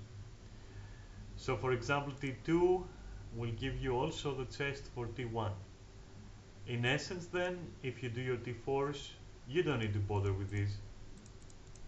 That's why it's important to reach this as fast as possible. So it's not like T4 is going to require you to do 3 T4s, 3 T3s, 3 T2 and 3 T1. It's going to be just that.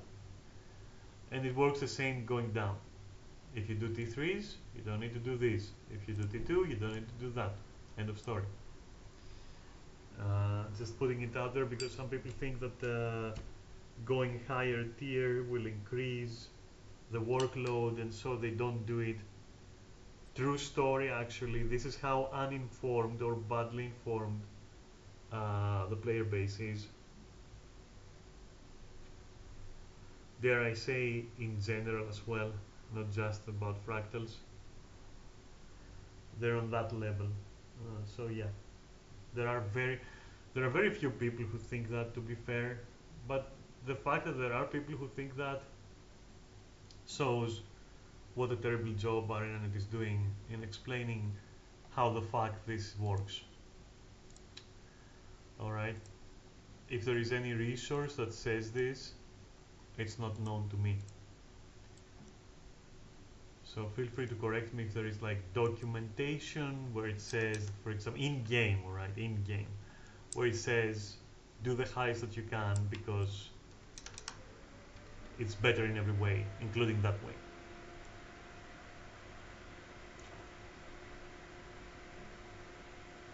Anyway, if you didn't know, now you know. Let's go and load up. Shall we try T3? I'm trying to find like a comfortable tier where we can still not die from boredom.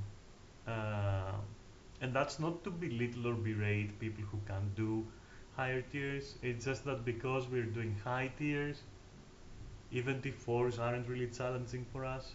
Uh, that's why I'm saying it. I'm not berating lower tier people.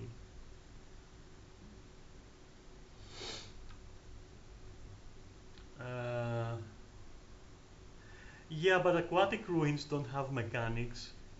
Therefore, we could show this in T1, and it would be the same up to T4. They don't really have anything. Aquatic ruins is one of the few where it really doesn't matter. It's just the same but more difficult. It doesn't matter. And this is not a flex video, so you know, I have zero qualms about doing it all in T1, you know.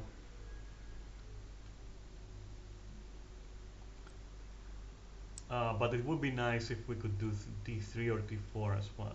I mean, to be fair, if we went for T4, straight up for T4, uh, it would actually make it interesting for us provided that I can provide commentary without dying, because I have great difficulty talking while playing. So obviously I want to strike like that golden point where I can play and explain what's happening, and at the same time things are not dying too slow that it becomes impossible to clear, or too fast that it becomes impossible to explain and we're skipping tactics.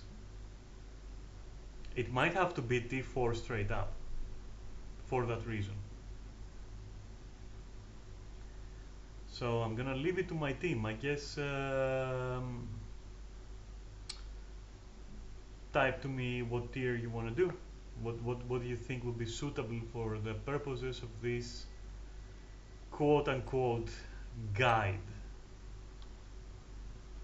Oh, we're going to aquatic ruins. We're gonna do all of them. I'm gonna explain every single fractal, unfortunately. Every single fractale. So, what do you want? Um, you think T4 might be a bit too slow with 3 people? Yeah, well, here's the thing. Like, as a counter argument, we really don't have to rush.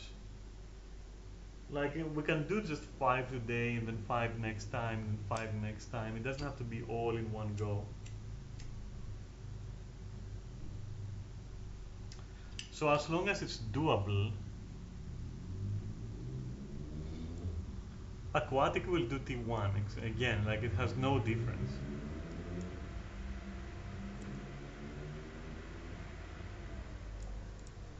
Alright, let's do something else. So first is aquatic here, alright, so should I go with I should go with T1's order, right? Because if you notice, the order slightly changes here, there's some slight variations. Alright, so you know, I think I'll go with T1's order, just because. Are you okay with volcanic? Volcanic actually doesn't have uh, any other mechanics, so let's do it in T1, alright? Let's do volcanic in T1. It really doesn't have any mechanics. And we don't care about modifiers. T1 it is. But we might have to not deal damage so that we can see some of the extended mechanics, let's say. Okay? What can you do? So in some bosses maybe just let some do damage, and I'll just have some popcorn and explain stuff.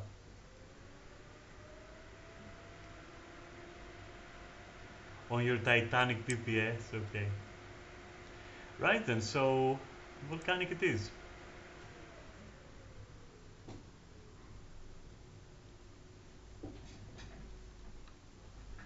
Why is my Windows bar showing?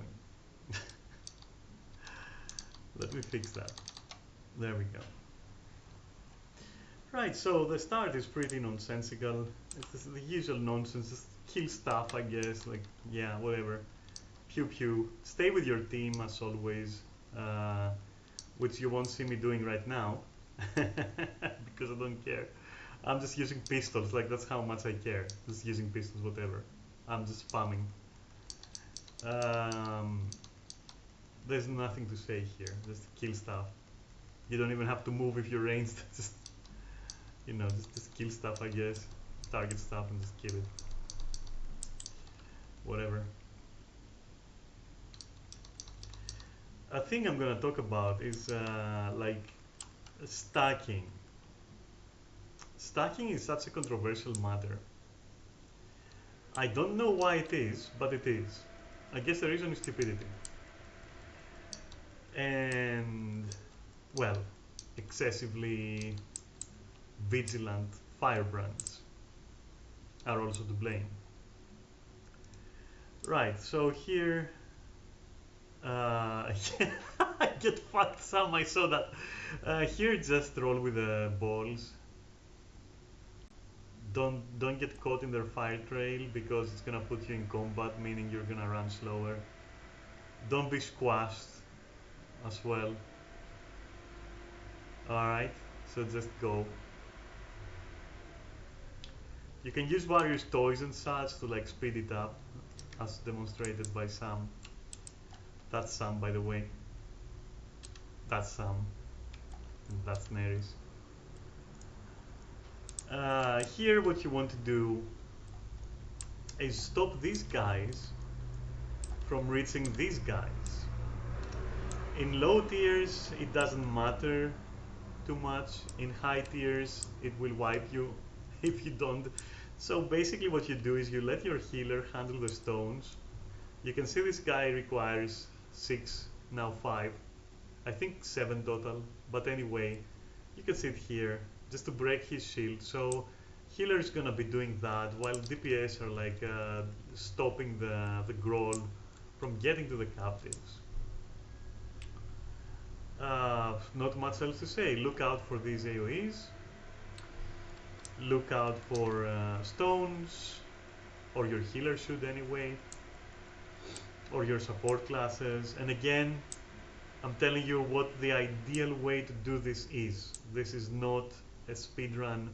This is not a giga chad, mega damage, whatever the fuck. Now you want to retreat. The only reason you want to retreat here is because you want this guy to be at a reasonable safe location, so that classes like mine who jump around like crazy all the time, like so or whatever, are safe and they won't fucking dodge into the abyss below. Okay. The Groll summon itself is very simple. He does some AoEs around him. He gets into this shield mode, throw a stone, like so, to break it. Don't try to break it with damage, and don't be a fucking lazy asshole. Just pick up the stone. When it's a shield, just throw it to the shield, you know, and it's gonna work. And that's it. Now here, Sam is going to demonstrate a mighty skip.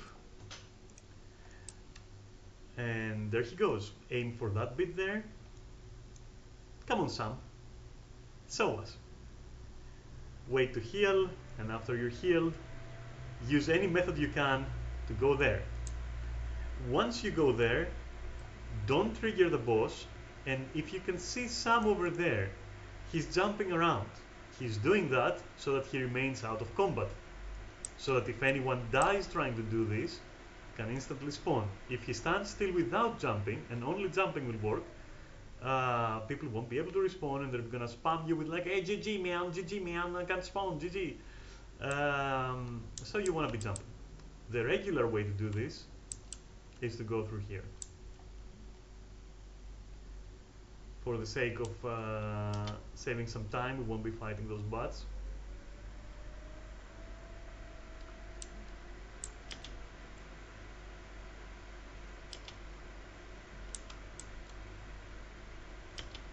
Make sure when you're jumping around that you're not in combat, because combat is gonna slow you down relatively, and some jumps that you thought you could clear, you won't be able to clear, you'll die.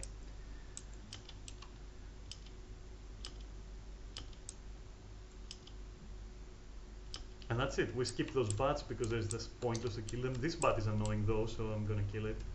Just because I want to stand there and explain the boss a little bit, what little of it there is to explain. Don't use pistols, just saying. So, what does this guy do? 4 things. First, he has 2 different air dives.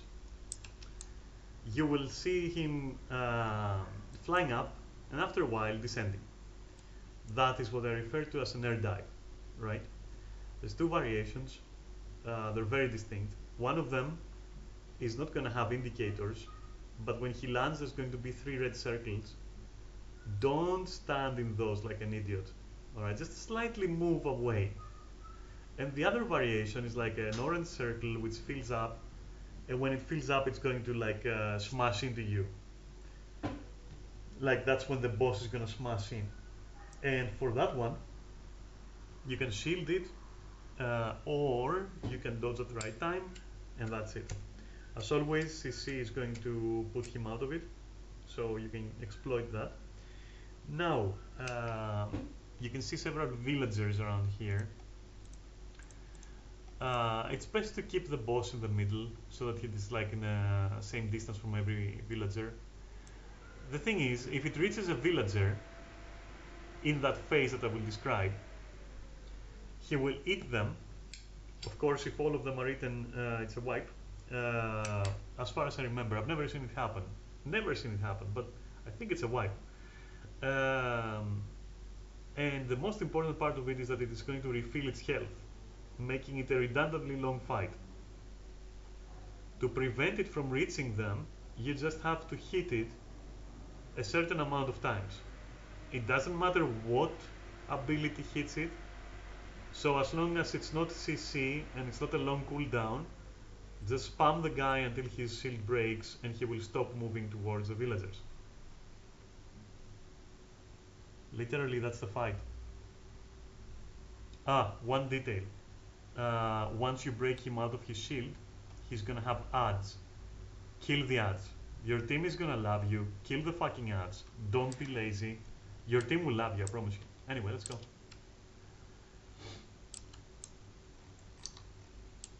I'll hold back.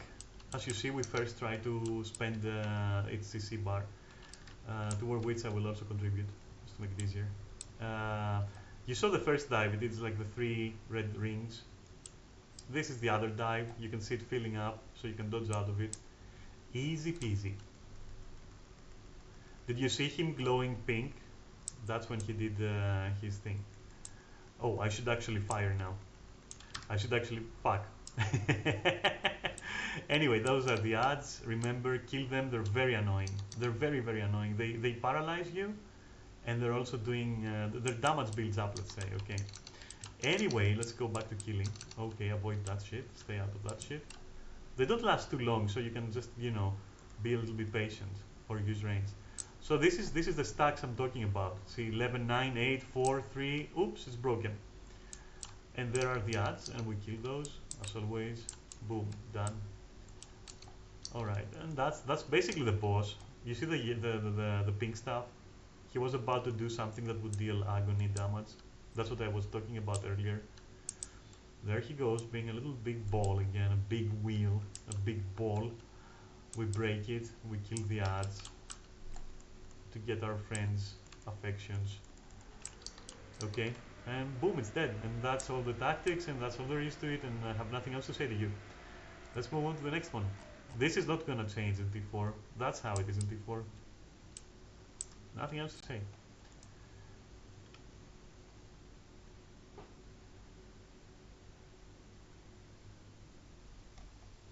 So off to a very simple start. What's uncategorized? This we should do in T4, right? Shouldn't we? Wait, does it even change? It doesn't change, does it?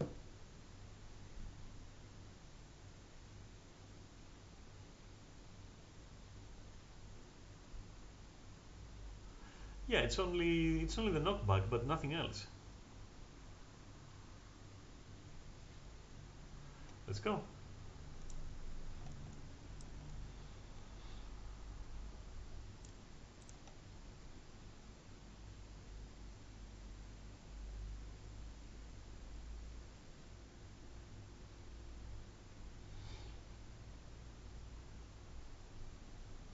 Alright, so for this one, there's 2 ways to deal with all this bullshit.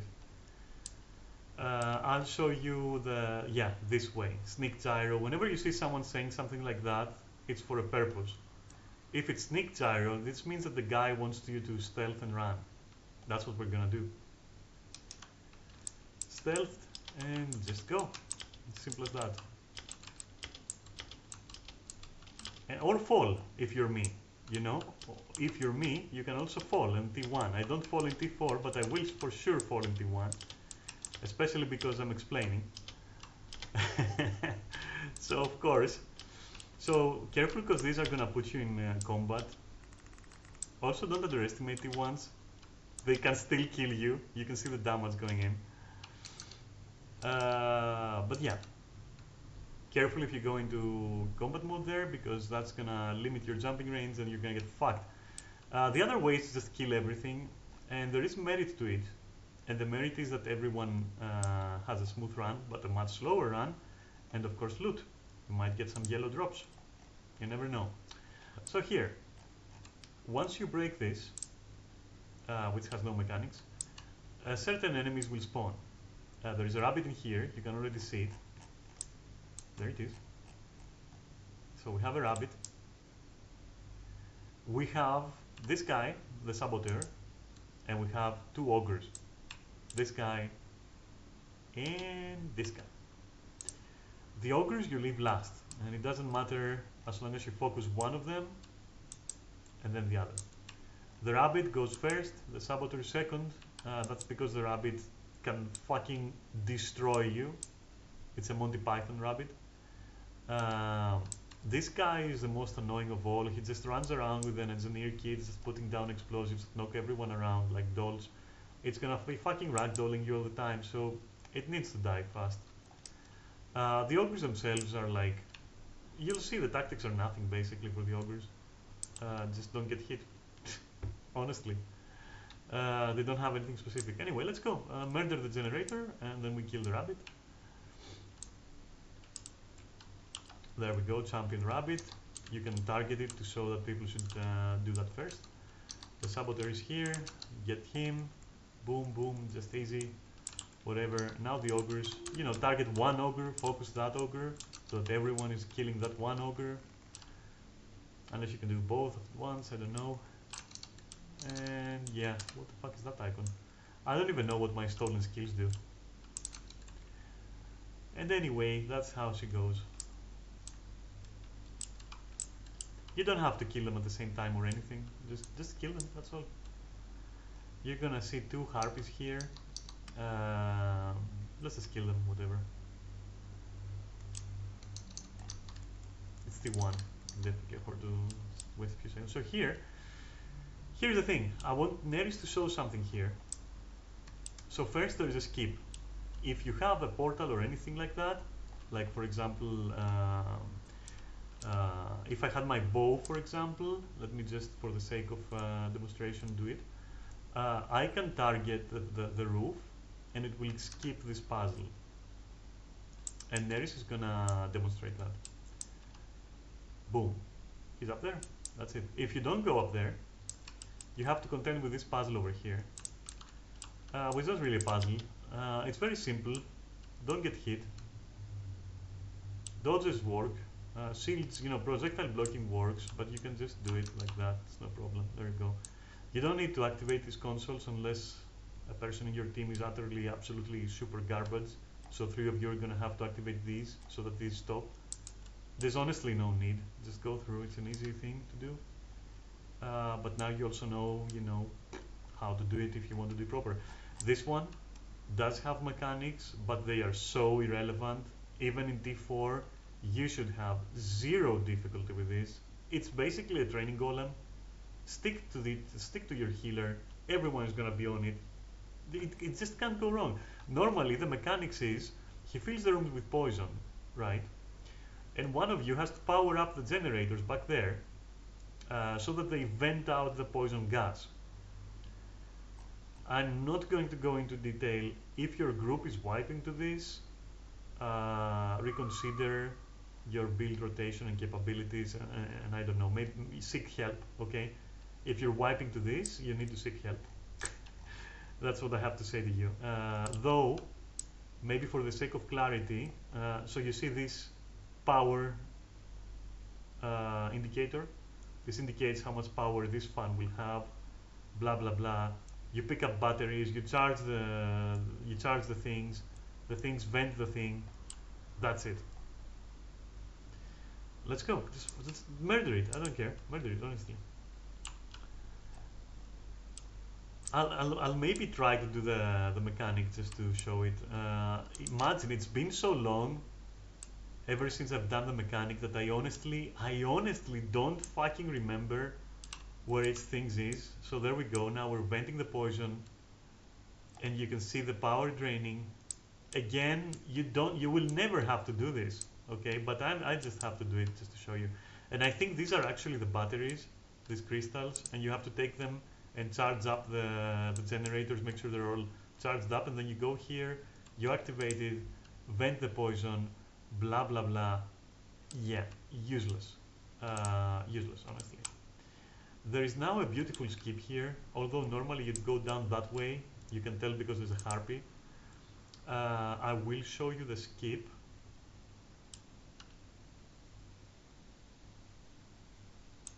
You need a skill that is like a leap, right? So something like for thief, for example, and you need to stand exactly here, just so. Now here's where you gotta aim. So this is my leap, right? So you bring it to the absolute limit of verticality, for example. I don't know if it makes sense. And then you see where it turns green? That's where you're gonna use it. Like so. And then you just walk up here, okay? You use your leap once more to get on top of this, and then you portal your friends over. One thing, I'm showing you the skip. Don't be a fucking cunt about it. Don't force others to GG. If you don't have a means to transport them with you, don't do the skip. Don't force them to GG. That's my advice. You don't have to. Don't be a dick. Why give them a death, okay? Get them over. This is the normal way, and I'm gonna show it. I'm not gonna traverse it though, but I'm just gonna show it. Like what we would have to go through would be this. That over there is where you normally start. Boom, boom, boom, over here. Avoid the harpies, go up here. Pay attention to these. They can be hard to detect sometimes, you know, visually. Climb up here, you're golden. That's the normal way, okay? I recommend this skip if you have a portal for your friends. If not, fuck you, don't do it. Now this boss is pretty silly. These are gonna activate in turn. It's never gonna be random. It's always the turn that you see, okay? So then it's this one. Again, you can see them for a better time for your group. What else? This guy just throws these balls. These balls can murder you in higher tiers, so someone with a projectile block should be stopping him from doing that. And once all the robots are defeated, they're gonna reactivate all together at once, as you see here. At which point you just murder them and move on with your fractal career. Alright, just murder them. There's no tactics, you know. They do some fancy robot stuff. That's it. You know, some missiles, whatnot. Doesn't matter. I'm basically auto-attacking. And that's it. That's the fractal. The whole fractal is just that. Wow. My inventory is full. Let me go and grab my loot. My hard-earned loot. Boom.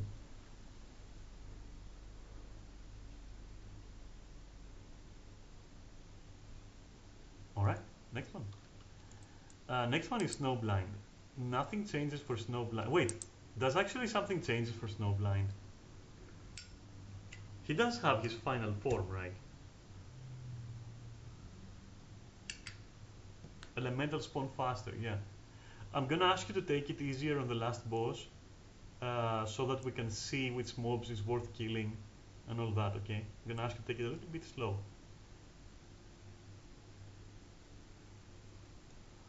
It's too weak.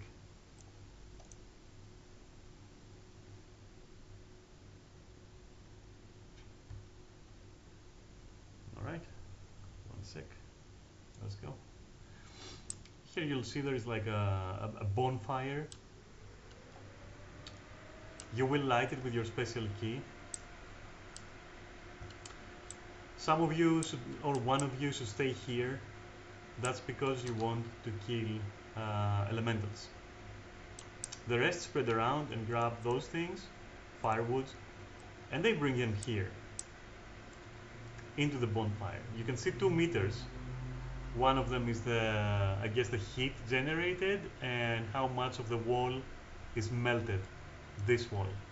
And this is the elemental I was talking about. You want to kill it, probably CC it a little bit, just so it doesn't walk as fast, because in T4 it's going to be very fast.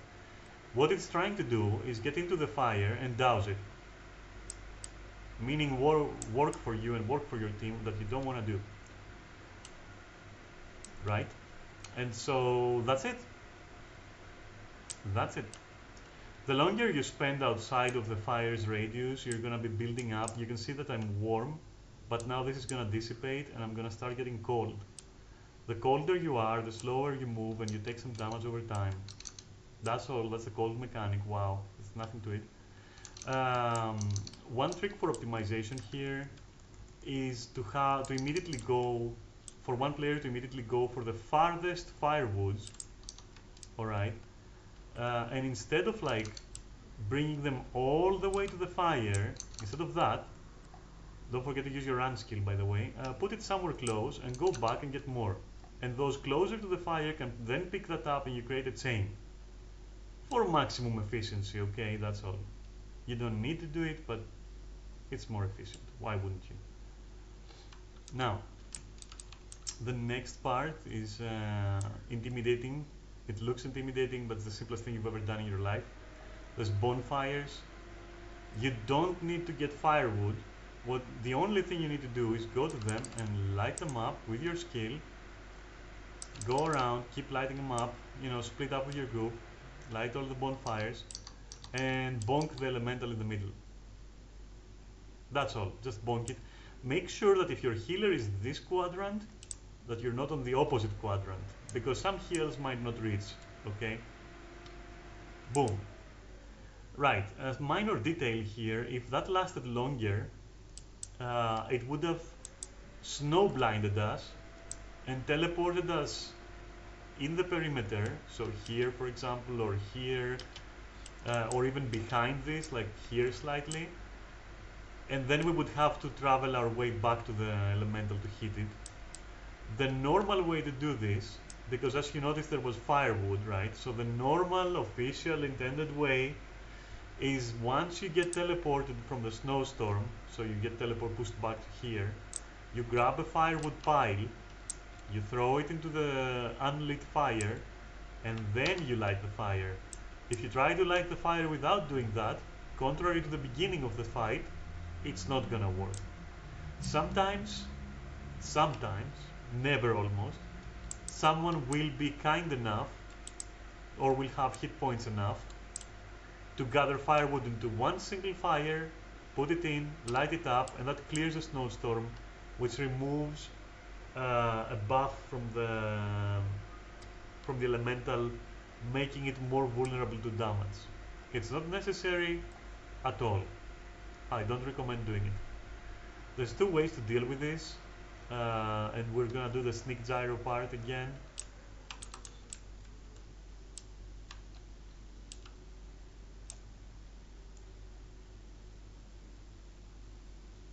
This is the simplest thing you've ever done in your life. Just run from fire to fire. That's all you need to do. Follow the fires, or if you know it beforehand, follow the route that you know is correct. But essentially what you want to be doing is moving from fire to fire. Don't stop. Personally, I like killing those guys in T3, all the forest spawn, because they might have yellow loot totems, alright? So there is some merit, just like with the harpies, some merit in killing them. Not a lot of people are gonna be patient for that, but to be fair, I also am not too patient for that. So a few things about this guy. First of all, the trigger distance is a bit large, so this should be the farthest you go if you're waiting for people. Don't be at this flag or anything, or here, or you will trigger it, pissing off everyone. So this guy, he has some very self-explanatory mechanics, AoEs and stuff. There are some turrets. Low DPS teams should kill the turrets because damage will build up. High DPS teams with good healers, they don't need to bother with the turrets. They can go directly for the boss. He has some attack patterns. I will let you observe them. Now that I'm doing it and you're not playing, you'll be able to see what the patterns are more easily. It takes less time, significantly less time than me explaining to you. And I'll also comment as we go. All right, let's do it. I won't fight here because he dies very quickly. So yeah, you want to grab that and go in. That's the boss. Obviously you want to CC it, whatever. Don't bother with the trash, not this trash, okay? This trash is like, don't bother with it, it's fine. Look at how fast he's going, we're not even gonna be able to show anything. When he does this speed attack, keep moving away from it because it will freeze you solid. And then you will eat these AoEs in your face and you'll die. This is the pattern, it goes into like, you see how it goes? He also turns into this, or rather summons it because he's still there. Kill it, and then he comes back. Magically, just appears back. Yeah, he'll do that as well. Don't eat that. It's unnecessary detail. Oops, avoid that. Don't want to freeze. If someone gets frozen, break him out. That's his final form, and you will see that another guy popped. You want to kill this guy first, because if you don't, this guy is buff. Dodge that. Once you kill this guy is weakened, and you can kill him much faster. So don't be lazy, fucking do it. Don't be lazy. I shouldn't be lazy with my inventory either, for fuck's sake. Come on, what else? These. Jesus, just, wow, it's overwhelmed with items. Whatever. Yeah, that's all. Not much else to say about this fractal.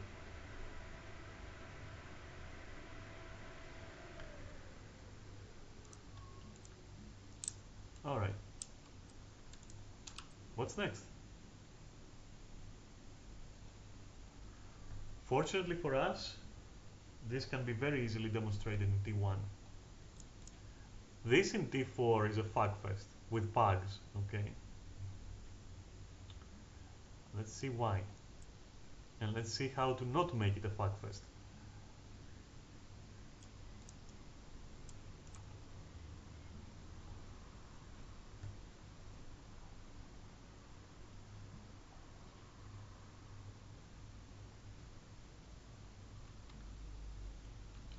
Right then, grab the thing over here.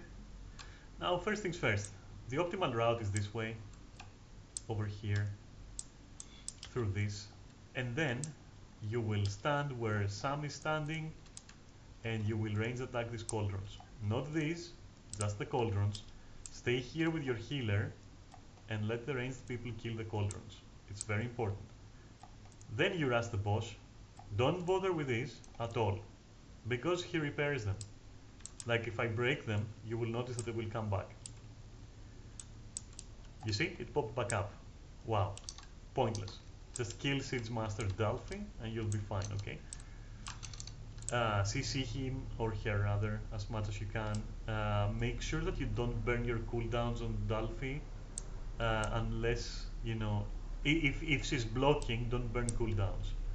Break the door, rush in, grab this, wait for aggro to go away, grab it. Alright, pretty cool. Now in this city, our purpose is to actually find the correct route, because the rest are gonna be blocked and it's a waste of time. Whenever you see like a roadblock, you know that's the wrong way. You go other way. Always prioritize these. They're very annoying and very deadly. These devices, these turrets, whatever. Ah, see? Roadblock. So this is the wrong way to go.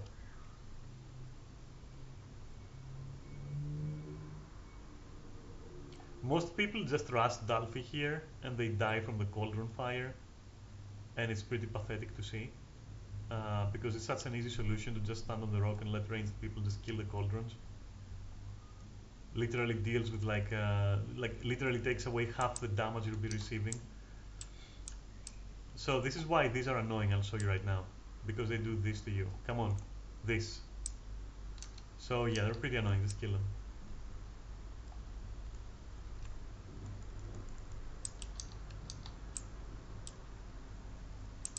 Also, don't expect to learn thief rotation from watching me do this, because first, I'm not focused on it. Second, it's tier 1, like, I'm not gonna do rotations here, I'm just gonna spam anything that I can. I'll just spam it for fun. I don't care, honestly. And this was the correct route, or one of the correct routes. You don't need to break this, even though it will be dripping oil. All you need to do is kill these people fast, right? And then smash the door, and then go in, that's it. Now here, you want to locate a statue like this one. There's one here, and one over there if you come this way, for example. You go behind it, you bring these guys to you with ranged again, and you kill them here behind the statue, strictly behind the statue. Once you're done luring everyone there, you rush in and you kill these things clockwise as a team. We don't have to do that right now, it's T1. But what you want to do is go through them clockwise. Okay? Rush them, kill the turrets first, no matter what. Forget the trashy ad mobs. Just kill the turrets. Very important. T4, they can be extremely annoying.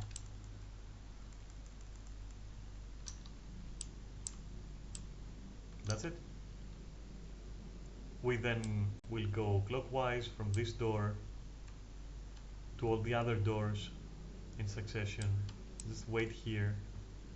Some mobs are gonna show up. You kill them and you move on to the next door. Pretty easy to do.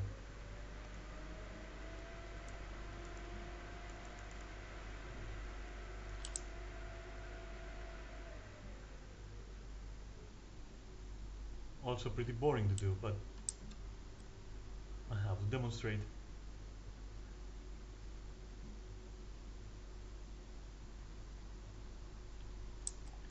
There we go. Whatever.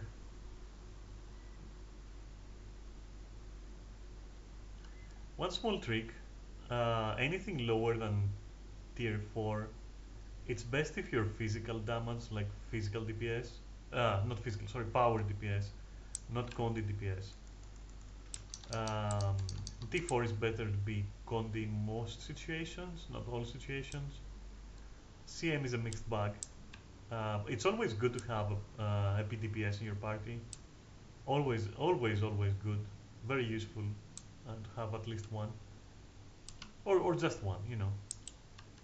But for tier 3, 2 and 1, it's best if you switch to power DPS. After this door, you don't have to do that door at all. You just have to go to the center. Because the mobs that are going to spawn in that door are going to rush into the fireball and die, so you don't care about it. Just come mid.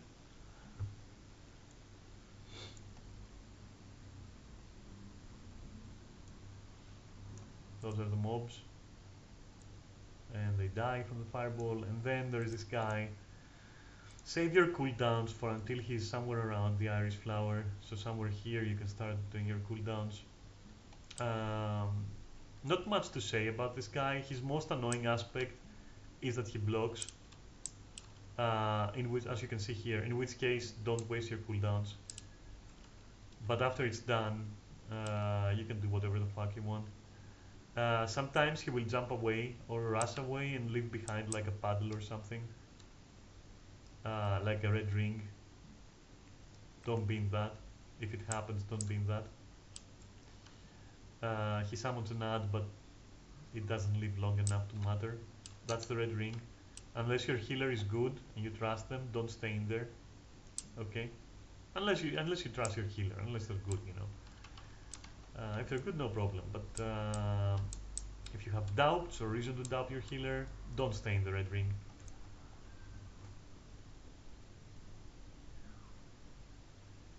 After all, that guy can be lured easily outside of the red ring.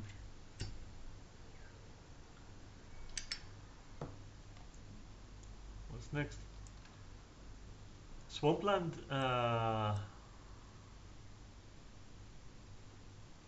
Well, fuck. That's also good for T1, I think, right? There are no special tactics.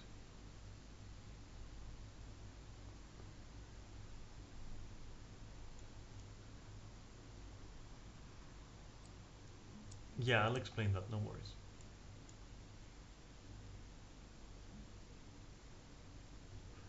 Yeah, we'll make sure to note that, don't worry. So this fractal begins here. Make your way through to the objective, which is south. The map is ridden with traps. Most of them you won't even notice because of the terrain. Um, doesn't matter though. Once you reach here, there's a trap. Once you reach here, you will see that now you have certain icons on your map. They're pickup points for you to pick up certain items. What you have to do is 3 players are going to go and grab those 3 items and bring them back to the clefts. Alright? The other 2 should be actually helping them, either by boosting their speed or any other way they can, healing, whatnot, transportation if they can. For example, where is it? I can put a portal down or stealth them, you know, things like the other 2 people can just help them, you know. Thieves are very good. Uh, Ideally, you want your thief to go to the farthest because they can close the distance with portals. What happens is basically after every person marks where they're going, Alt left click on your map is going to mark it, as you can see here very clearly. In this case, I will mark this one. And the other 2 guys are going to mark 1 each.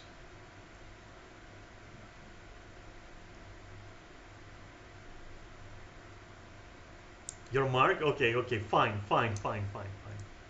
I'll go there. Okay. So me personally as a thief here, I always drop like a portal and then go. Those traps here are very annoying. Now, I'm not gonna use the portal, just if I wanted to use it, the moment I grab this, I will start spamming my skill. And the moment I drop down a portal, I will use it and it will teleport me back here, and that's it. I won't do it, however, because there are certain things I need to say. Near its wisp, there will be certain obstacles. For example, there will be traps, or there will be this guy, or there will be spiders. I won't go through every single one.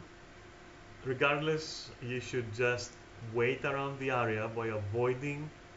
For example, if I am to go here, I need to make sure that this guy doesn't touch me until my whole team is ready, as indicated by everyone pressing R when they're ready. I'm not ready right now, so wait. Sorry, that was for the guys to hear. So yeah, whenever you're ready, you just press R. Once you see 3 R's, you know that you can grab it and go. That's how you coordinate, okay? Oh shit. Someone grabbed it. We go here, we grab it, and we just go back happily.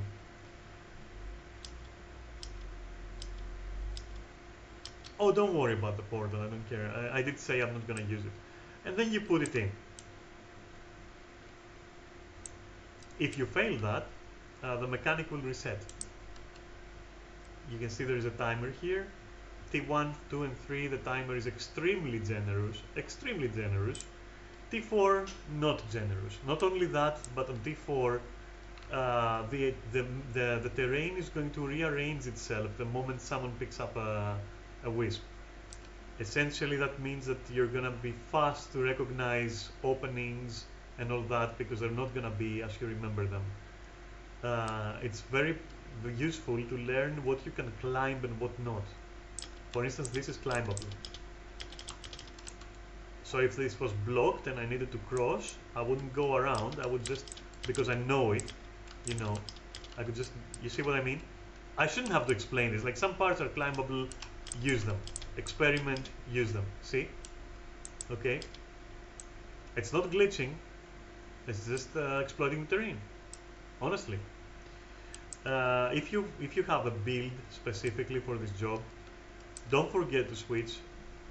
I usually forget. Don't forget to switch before you go further. Okay.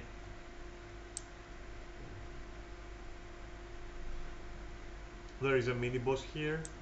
All you gotta do, it has no tactics, just whack it. For the purposes of this, I'm gonna just murder it. Like, this guy's honestly just useless. Just kill it. Whatever, dead. Don't forget to clear all the wolves because they're very, very annoying, and they can keep people in combat, which is very annoying. Okay, so just kill all the wolves, whatever. Move on with your life.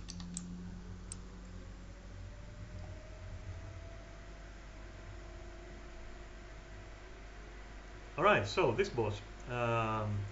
Lots of pugs have difficulties here because they don't fucking coordinate. They're just apes and baboons. What you need to do is bring what Sam has in his hands, which you pick up from here. You need to put it into here to start the fight. Alright? As you can see, there are like 4 clefts. There's a reason for that. Behind each cleft, there will be a wisp, like a wisp post, let's say, okay? During a certain phase. You mark where you're gonna go. As you can see, we've all marked our positions. So when that phase happens, we are going to each go to their respective mark, pick up the thing, put it in the thing, job done. Alright, now that we're 3, we're gonna rush the 4th one. And now about the actual mechanics of the fight. You put that in here, guy spawns in the middle, does a shockwave, jump the shockwave, dodge the shockwave, whatever is your choice. The moment he lands, you're gonna need to CC him. It's very important to CC him or he won't be stopping his attacks. Please CC him, okay? It's important. Now, you beat him and he goes invulnerable, he goes to the middle, he goes invulnerable, and the ad phase starts. Now, as you can see, all the ads here are ghosts, so you can't really harm them. And to harm them, you're going to be using certain zones. You're going to be luring them in certain zones, which turn them vulnerable. And that's where you're going to murder them until the boss comes back. There might be poison flowers on the way or inside the zones. Clear those out so that to avoid conditions applied onto you constantly. Kill the minions, get the boss back. In T4 there are like some champions that will be spawning alongside the trash mobs. Low DPS, focus the champions. High DPS teams, ignore the champions. Always mind what the boss is doing because after each ad phase, he might decide to just blindly charge you. If you have your camera turned to him and you can't see him and he's coming from this way, and he bonks you, you get stunned. No one wants that. You can start it. There's nothing else to add. The timers, all timers in T1 are extremely generous. These are the zones that I was talking about. That was the shockwave I was talking about. And now you have to CC the boss in this phase, for sure. And after that it's child's play, literally. Just, yeah, that's it. If the zone starts shrinking, you move on to the next zone. Now it's shrinking. When it's pulsing like that, it's shrinking. You go on to the next. If you see any weird poison flowers around, you just kill them. If not, that's okay. Better for you. There might actually not be poison flowers in T1. There's a chance there are no poison flowers in T1. Here comes the boss. That's the Rush I was talking about. Take him immediately. Ah, there's a poison flower. Okay, kill that. Normally what you want to do is take him over here. Do not stun the boss with CC. Don't break his CC bar if he's not in a zone. Or he's gonna be, stuck outside of the zone and you won't be able to hit it. So CC him only when he's in a zone that is not wearing off right like this one is doing. So there is some pre-positioning to to optimize the phases. That's all. These add phases are basically shit, to be honest. There's nothing to it.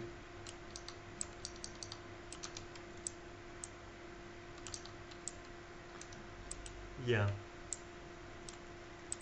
Pretty much he's gonna go into his phase I was talking about. There we go. Now you go to your marked sign.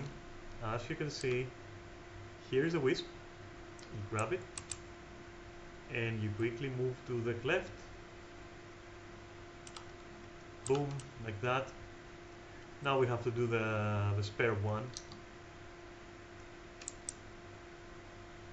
That will make the boss vulnerable. Now it's a matter of killing it, that's all.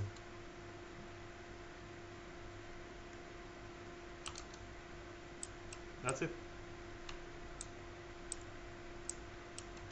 And my inventory is again full.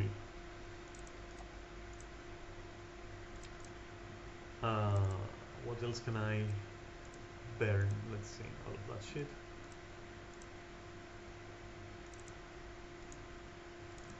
Yeah, just break that too, whatever. Even more backpacks. Let me go. Was there a chest somewhere that I missed? I think not. Anyway, whatever. Yeah, let's go.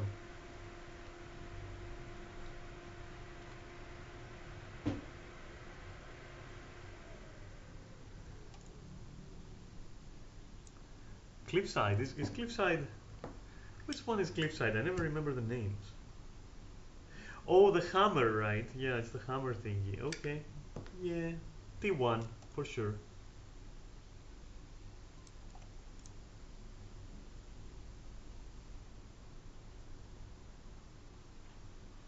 Because it's exactly the same.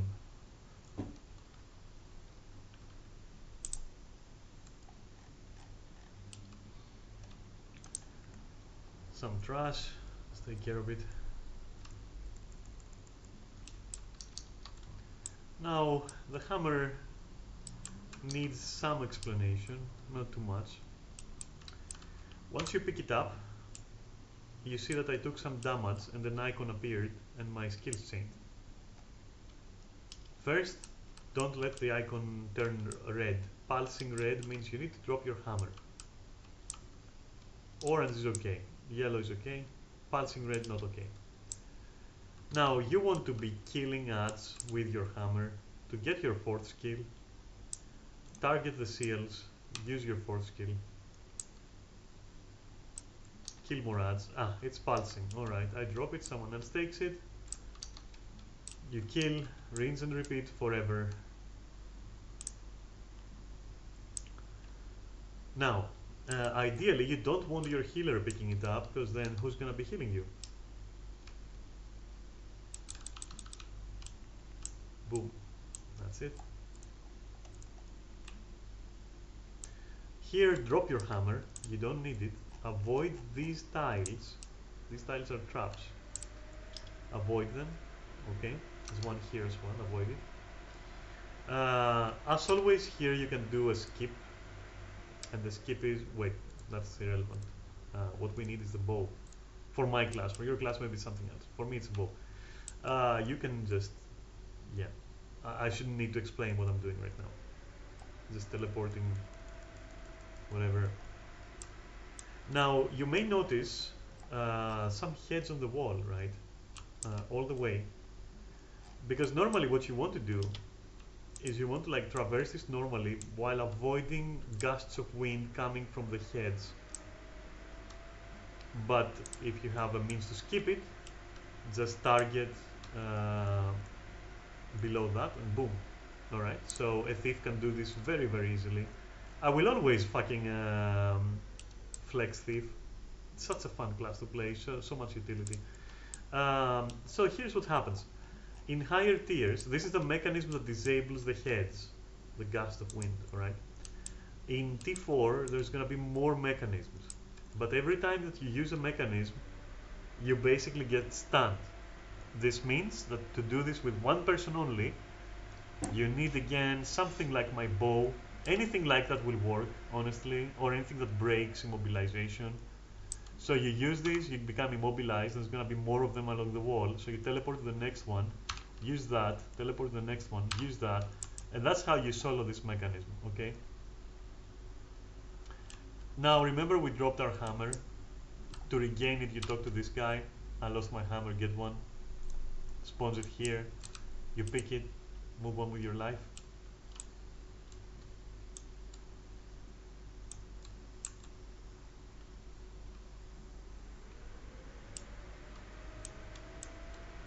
Eat cakes. Try to not stand in fire, but also bonk stuff with your hammer so that you get the 4th skill charged. Use it, so on and so forth. Bonk it again, drop the hammer, someone else takes it. The fires alternate between these areas, so 1, 1, or 1, 1, or just 1 and 1 here, leaving you the middle as a safe area. So one side is going to be safe always, either it's the middle or one of the sides, alright? Don't stand in the fire unless like your healer is very, very strong and very, very flexy. Generally just a bad idea to stand in the fires in higher tier. Again, here we need to carry the hammer, unfortunately. You can't skip the hammer here.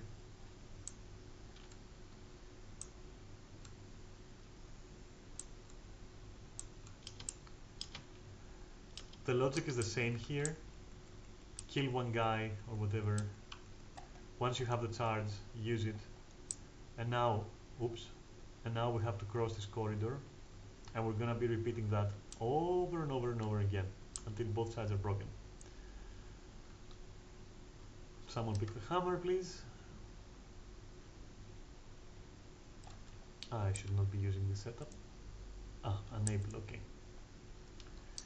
But yeah, the logic is the same. It's nice to weaken a mob. Oh, I have conditioned weapons, okay. It's nice to weaken a mob so that when the guys return, they don't have to spend much time whacking a mob, so we can facilitate this. There is also some semi-skip, like if you have a Mesmer or any other class with portals, you can expedite the process by just basically putting a portal here, then, you know, traversing to the other side, doing the mechanism, charging up the hammer, using the portal, coming back, you know, that sort of thing. You can expedite that. Usually what I do here, there is 2 skips after all here. After all is said and done with the mobs, there's gonna be 2 skips.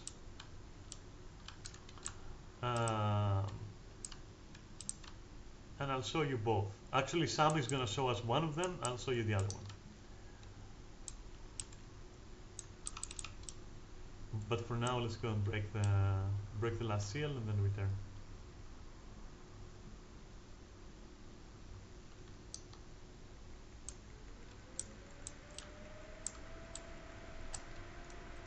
Alright, so now Sam is gonna show us the first skip. That skip is gonna start the fight. So take care not to do that, you know. To be careful with your teleport.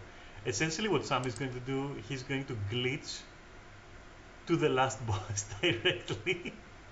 I wish you could see his point of view, but you won't be able to.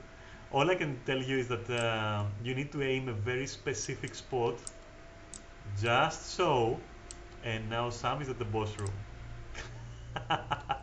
However, there is another skip. If you're a thief or anything else that can do the same function, you wait here while your team is taking care of the last hammer shot over to the other side. Once they do, this will open. Rush in. You will come across this. Now this is disabled now. Usually what happens here is that explosions start at the bottom of the stair and climb all the way up, like boom, boom, boom, boom, boom, like explosions, right? And this is annoying to deal with, but as a thief, There we go. Oh, it's not deactivated. There you go. That's what I mean, right? You can either do it normally, or you can be like 2000 IQ and just use your typical bullshit with the thief, right? And then you're clear to go. Or you die. Just like that. You get the idea though. There's gonna be mechanisms that disable the trap. Oh, I saw that. I saw that. For sure I saw that. That was nice. Make sure you have a path to your target, by the way, when you're doing this. Alright, cool. Total intended. So there will be more mechanisms here. Hit a mechanism, teleport to the next one, hit it, next one, hit it. You know, that's how you solo this, okay? Now, if someone skipped, they will usually leave a portal for you. Some just demonstrated the skip, but we didn't need a portal because I also wanted to show the rest of it. Normally he would have put a portal there for us. We would have all gone into the boss room. No one would need to do this. Alright. Activate the shit. You go straight up in. This boss now, as you can see, he's got like a seal as well in his chain here. And he's holding our hammer. Alright. Avoid AoEs. Ignore the ads for now. Hit the guy. At one point he's gonna drop the hammer. Someone picks it up and goes and kills a mob to charge the hammer and use it on the seal. Rinse and repeat. That's an agony attack. Avoid it if you don't have enough agony resistance, that is. Or I mean, even if you do, like don't eat stuff in the face, you know. So this is gonna repeat. If you find yourself into an AoE, into a certain orange AoE that looks like that, if you eat that, you're going to be transported into one of the prisons on the sides, right? You see there are like prison cells. You're going to be transported in there and you're going to have to break free. Now this is especially annoying because this guy has a tendency to actually teleport to the farthest target. That's why it's important for everyone of the party to be near him. And that's why it's annoying if people start getting in prison, sorry. Because it might start teleporting to them, which means far away from the party, which means added time. Added annoyances. Alright. Beyond that, bring him to 1% or whatever. Kill the trash mobs. Hit the mechanism. Boom. That's over. That's done. I think I've explained it properly. I don't think there's anything left to add. You don't have to do the skips. You know. Take it easy. Do what you can do. Don't let people bully you into GGing. And don't bully others into GGing. Be reasonable.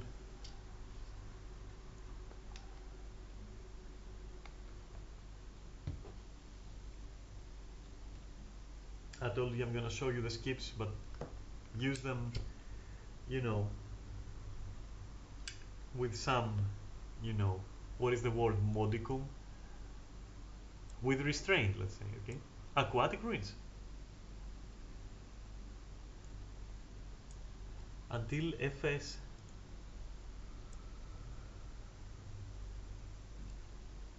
What's FS?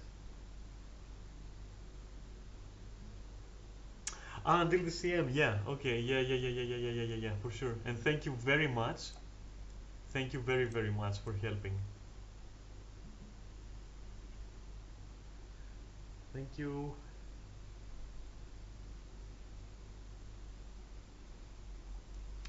Now, I will do aquatic ruins with Neris, just to get it out of the way. And with that we will have done, it's T1 by the way, with that we will have done a quarter of fractals. And that's the point at which I will stop with the guide for now, but I will definitely continue it until we're done, until we hit Sunqua. But for now I'll just do aquatic ruins and then that's the stream for today. All right. So last one for now. Let's see. What was my gear again? That's right. All right.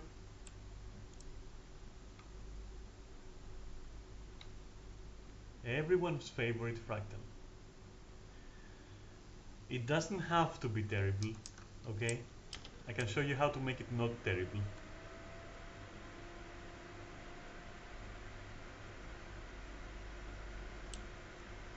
First order of business, let's kill these guys.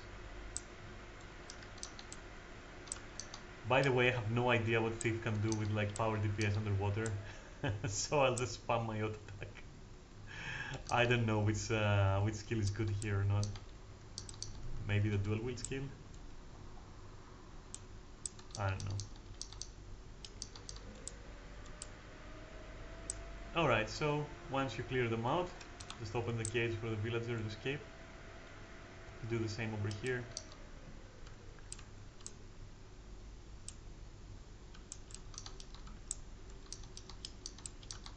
I hope we don't get the dolphin. If we do, that's okay. Because there is two variations of this. Same fractal, but there's like two variations. What am I even firing at here? What's going on? Oh, okay.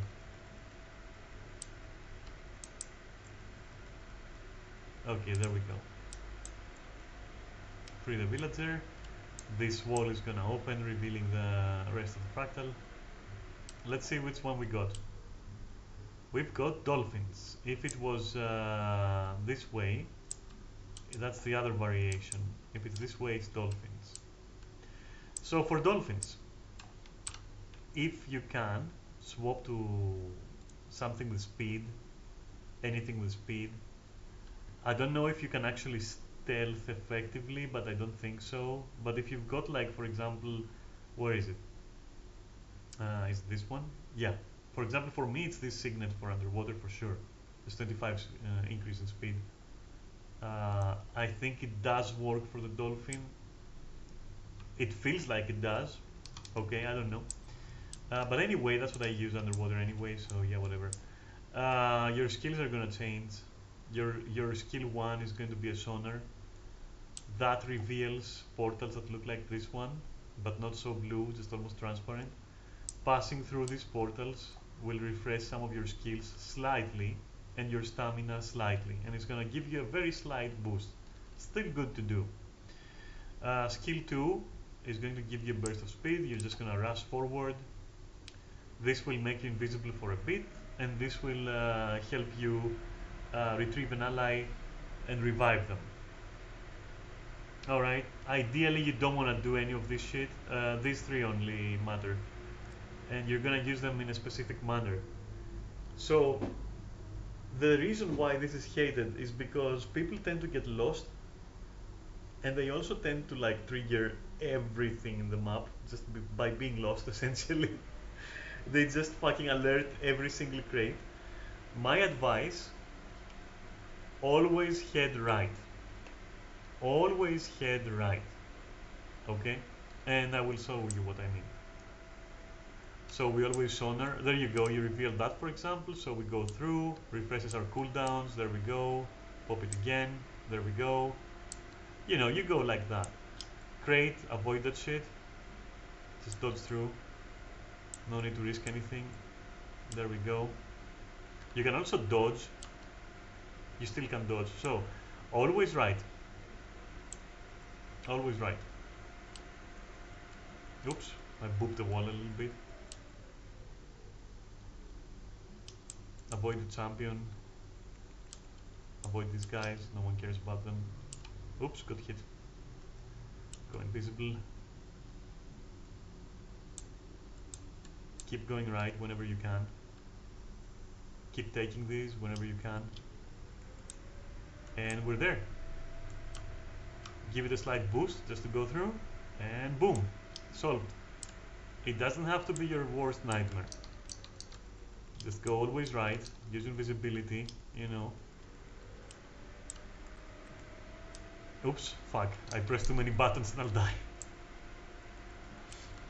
So, what am I gonna use this? Okay. Whoa, easy there, where am I going even? I really don't know what this character does underwater. I know that I need my thief skill. What am I even doing? Does actually... Anyway, they're dying, that's what's important. That's always the only thing that matters. And it's not much more difficult than D4, honestly. As long as you get to this place, you should be fine.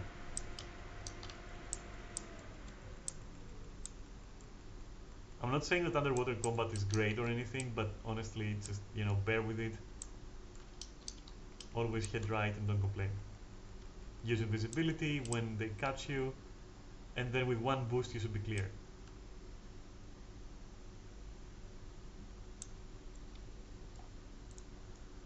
Take out these guys.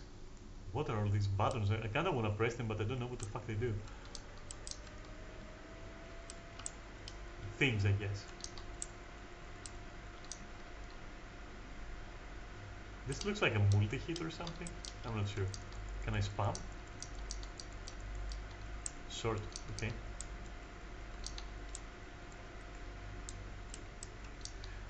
One small piece of advice for this bullshit. If someone goes down, do not try to res them. Um, Simply kill what they're killing. It's faster and more reliable to get them up like that in water. Okay, this is only true for water. Unless the whole team goes in and spams like revive, you won't get them up. I think this is some sort of block or something from what I see.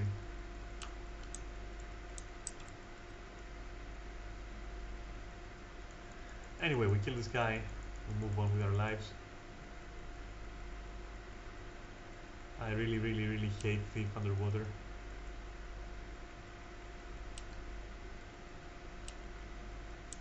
Whatever. Let's go in here. More enemies.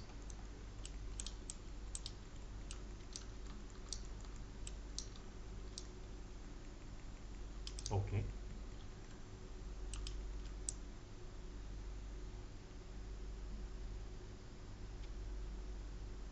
So that's the dolphin route.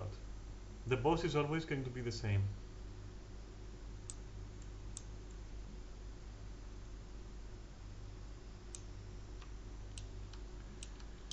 So a few things here, let me take this. A few things here are, if you get in a bubble like that, like this one, you're gonna be like, you're gonna start ascending real fast, like it's gonna carry you to the ceiling. Dodge out of it to break the bubble, that's it. The boss itself has like a very few mechanics. Um, if you see him glowing white and starts to spin, it's time to dodge away from it. If you get sucked into that, that's a bubble, for example. Okay, if I wanted to escape that, I would have to dodge, but I didn't. I don't care right now because I wanted to explain to you guys certain things. So, if you see him like glowing, like his tentacles glowing white, and he starts spinning, move away. Just dodge away from that. It will try to draw you in and keep you stun locked for a while. Doesn't hurt. Doesn't mean anything. You know, it's just annoying because you're just sitting there waiting for him to finish spinning. Like that's all, you know, it's not dangerous. Um,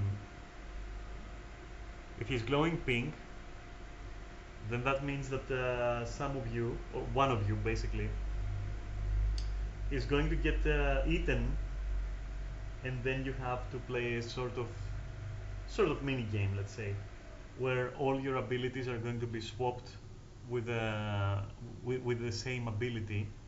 You'll see what I mean. And you have to find the one that is different and press that key. So they would all, let's say that they all like turn red, for example, but one of them is going to be slightly different in icon. I have to press that, at which point it's going to reset, and I have to do it like 4 times to get to break free, to break out of the boss, let's say, of the boss's maws or something. While I'm in there, I can't be healed. because it's basically an agony mechanic, so I can't be healed, meaning that I will be taking damage as well.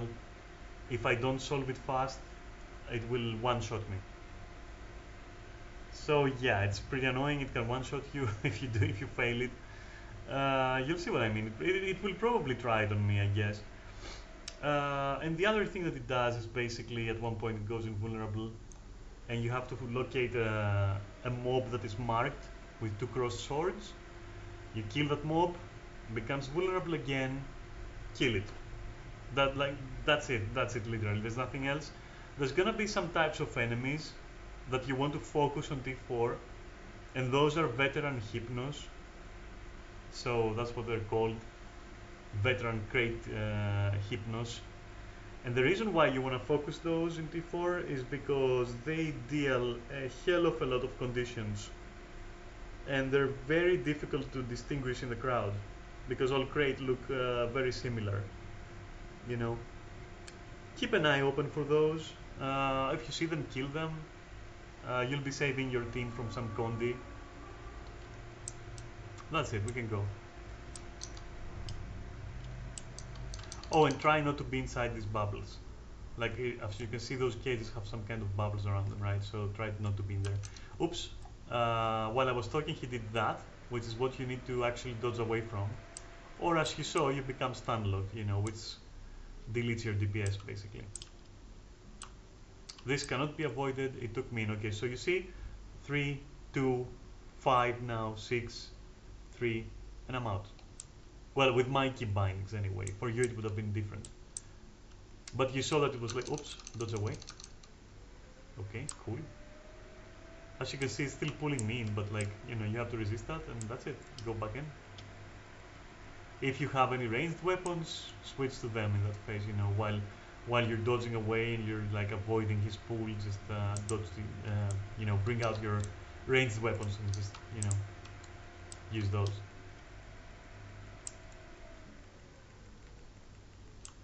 Okay, so let's move away. Switch to this thing.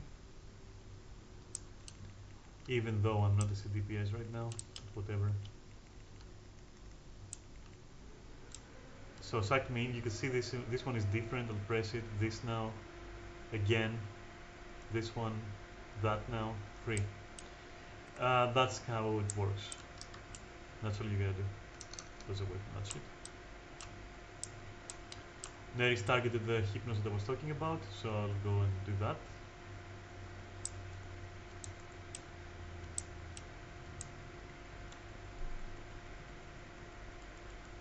I have no idea what the fuck I'm doing. Okay, weird. So it went invulnerable now, as you can see, and there is like the marked mob over there.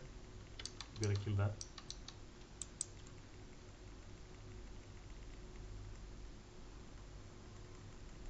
It's still a terribly fractal, don't get me wrong, I still don't like it, but perhaps knowing these like small, oops, nope, nope, thank you. Perhaps knowing these small like tactics, these little like tips and tricks or whatever you want to call them. Oops, I'm gonna get eaten again. Wow.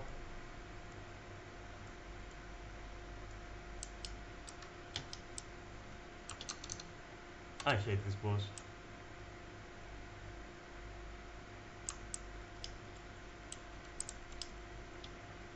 For me, it's not even, in my case, it's not even like important if I avoid that move, because I don't know what I'm doing with Thief, so I don't really know if ranged is any good, like if my spear gun is any good or anything. But you know, I'm still doing it for the sake of demonstrating it, I guess.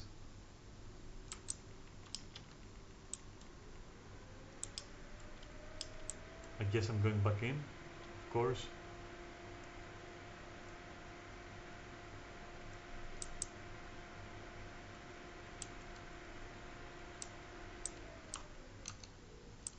Oops, not in the ball.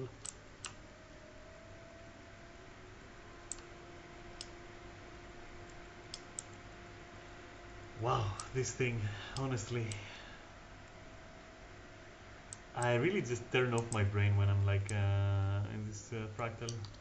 It's very annoying.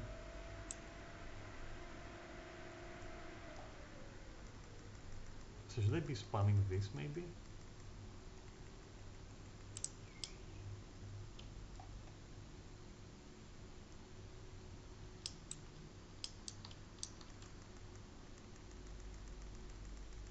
I don't know if this is good to spam or not.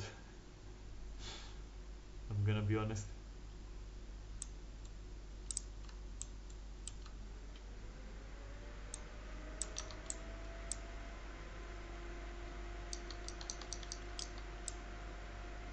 Of course.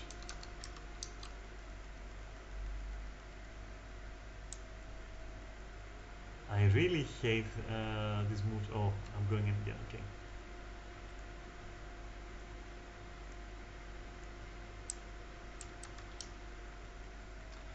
Yeah, as I was saying, I really hate those moves Thief gets underwater. They're very like, oh no.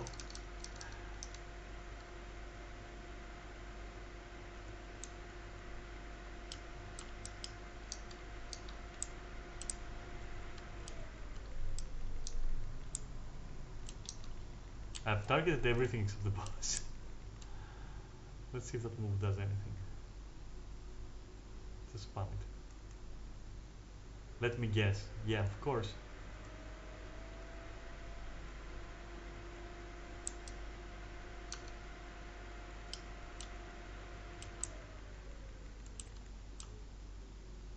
I can't believe this. I almost summoned my thieves, but like, nope.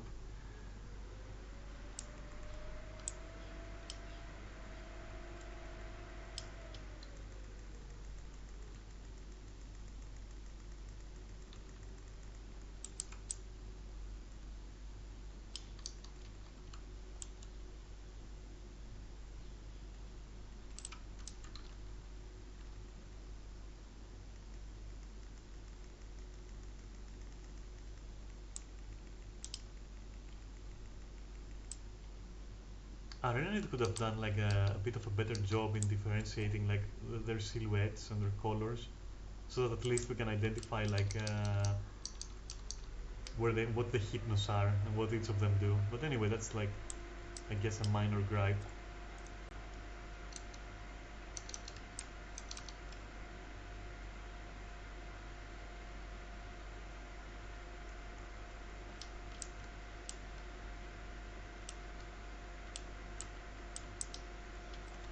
Oh, perfect. That one's not a veteran, so I mean, probably not too important to kill, but why not? It's still a hypnos, it's still conditioned damage. I'm going in again, I guess.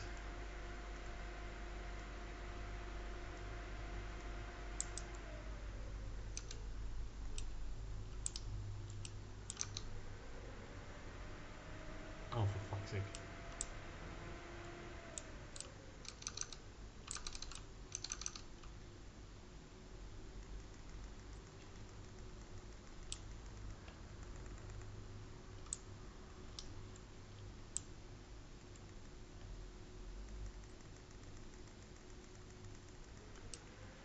Phew, finally. Alright. Took fucking ages. Ah, I really hate this fractal, but it doesn't have to be that bad at least, you know.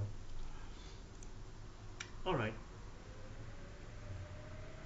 And I think for today, like I don't really consider these proper streams of mine.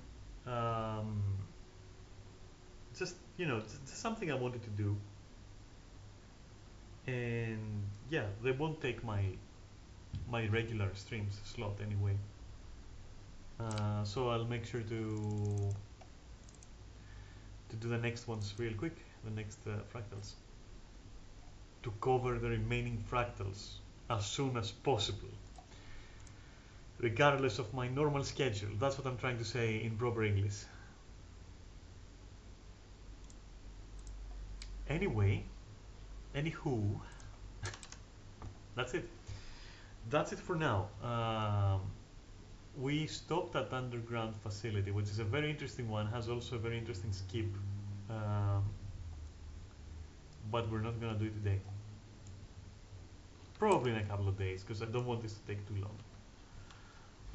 That said, that's where I'm uh, dropping off. you know, that's my stop. Um, Thank you for watching.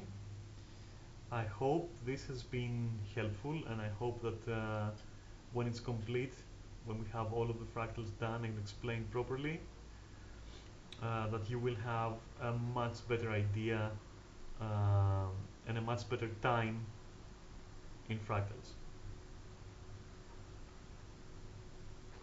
All right. And again, like this wasn't intended as a end all be all guide, right? But rather more like a primer, more like a, as I say in the title, more like a field manual, a primer, yeah, a handbook, let's say, not really, you know, top tier this or that guild, super world's first. No one gives a shit. I don't, at least. Hence this guide. Um, and to tell you the absolute truth, you know, to be brutally honest, um, it's like I made this, or I'm making this rather, more for my guildmates, so that I don't have, not that it's tiring, so that it's tiring, it's like it gets a bit tedious to do so for every individual group that we can form in my guild members, you know.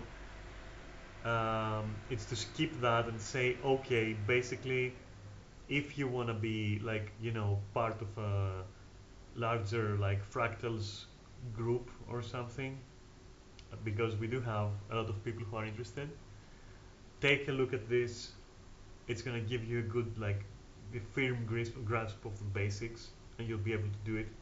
And I won't have to be like, now we do this, now we do that, you know, not because it's tiring, but because imagine doing that for like, if your guild has like, my guild has 60 members, all right, and a lot of them are interested, and a lot of them are first timers in fractals. So considering that we can only take 5 of them, and not really 5 because like Neris is one, Sam is another member, and third is me. So every time we can only take 2 with us. There are other groups as well. Obviously, we're not like the core group or anything. All right, but at least in my group, because I'm doing it very often, I'm doing it daily, right? It's more likely that people will be slotted with us. All right, with us 3. Meaning that I will have to explain this to like, I don't know, 30 people separately. All right. And honestly, as good-willed as I am and as patient as I am with my guildmates, um, it's an overwhelming undertaking to educate every single person individually or even in pairs. It's still overwhelmingly tedious to do. And how many times are you gonna say the same things, right? Uh, so you know, with all due respect and without meaning, you know, bad, I had to make this. I have to make this to point them at a resource that will acclimate them to the way that we are doing fractals. All right, and at the same time, anyone else who has a similar playstyle now has a guide, and they can be reliable and consistent if they watch this, I suppose. Um, and they don't have to worry about only bringing meta builds or, you know, being the creme de la creme of TPS or any other impossible Barbie style fucking standards that discretize or other people impose on the community, let's say. I say impose, but I'm pretty aware that they don't really impose it. But at the same time, you know, they have a hand at how uninformed and terrible the community has become just by it's basically giving, you know, toddlers, like arming toddlers with nuclear bombs and saying, okay, you know what, go in the fractal and nuke everything the way we tell you exactly, and that immediately gives you the right to say, oh my god, everyone else sucks if I die. Like this is a mentality that whether voluntary or involuntary, these guides actually promote. I'm totally against that, at least for the group that I want to form. for the groups that I am part of, okay, that I lead. I don't want that. All right, I'm perfectly able to do that. I'm perfectly able to replicate that. Uh, I don't like this gameplay. Simple as that. Um, and I've said many times during the video that basically if that is your playstyle, I respect it. This content that I'm creating right now is not really for you, okay? It is for the people who want to be, you know, good, just that. Overall, just good members of a group, reliable, consistent. You know, they know their shit, they know what to do. That's what I'm trying to achieve. I'm not trying to, like, you know, to compare to other guides or to or to, like, I don't know, overstep my boundaries with what I'm doing. Okay, I just disagree with certain styles, I disagree with certain things, and I made my own guide for people who are like-minded, let's say, or for people who enjoy playing with me, and they want to be chill and, you know, just take it easy, and at the same time, you know, prevent, you know, accidents, wipes. So that's why I'm doing this. Like, that's all. Literally, that's all. Like, in the most humble possible way. That's all. Honestly, that's my purpose. Just trying to be clear because, you know, the groups and people I mentioned are like super well established and very, very popular, and they're monopolizing uh, everything Guild Wars related. So I'm not trying to compete with that. I'm not trying to change that. I have no reason. You know, I'm just very humbly presenting the way that I see things, the way I do things, and the way I explain things. And it's mostly oriented towards guild members of my guild, which would like, you know, a primer. Okay, basically. Um, that's it. Thank you for watching. I hope you found it at least a little bit informative. And the next parts containing the rest of the fractals, you know, when they're ready. Not when they're ready, like soon, trademark. I'll try to make it really soon. And as said, they don't, I don't count them as, you know, um, as something that competes in my normal streaming slot. So I'll just pepper them here and there, this in the next week, next couple of weeks. And if for some reason this turns out to be somehow interesting to people, or even to just my guild members, because even then they, you know, even they might see it and be like, hey Daphne, we don't understand the fuck about what you're saying, you know, we just don't understand. Maybe it's not nice, maybe it's not helpful, but if it is, in which case I will stop, by the way. I mean, I don't have a reason to continue, but if it is helpful and if it is, you know, insightful and all that, and I am asked to do further things like that, I might even try to do strikes and raids as well in the same fashion, like, you know, primer style. um, yeah, it depends. It really just depends, you know. All right, so without further ado, I'm going to stop streaming now. And again, thank you for being here. Thank you for bearing with my long explanations and my jestful opinions. Let's say, can I say that? My semi-serious, okay, critique. I'll put it that way. Uh, yeah, thanks for watching, I guess, and I'll see you on the next guide or on the next stream, or yeah, 3 more quarters of this left. It's gonna be something for sure, especially explaining Sunqua in depth. That's gonna be interesting. Or Southern Observatory T4 is gonna be very interesting. I'm looking forward to it. All right, cool. See ya. Where is the damn thing? There it is. Bye bye.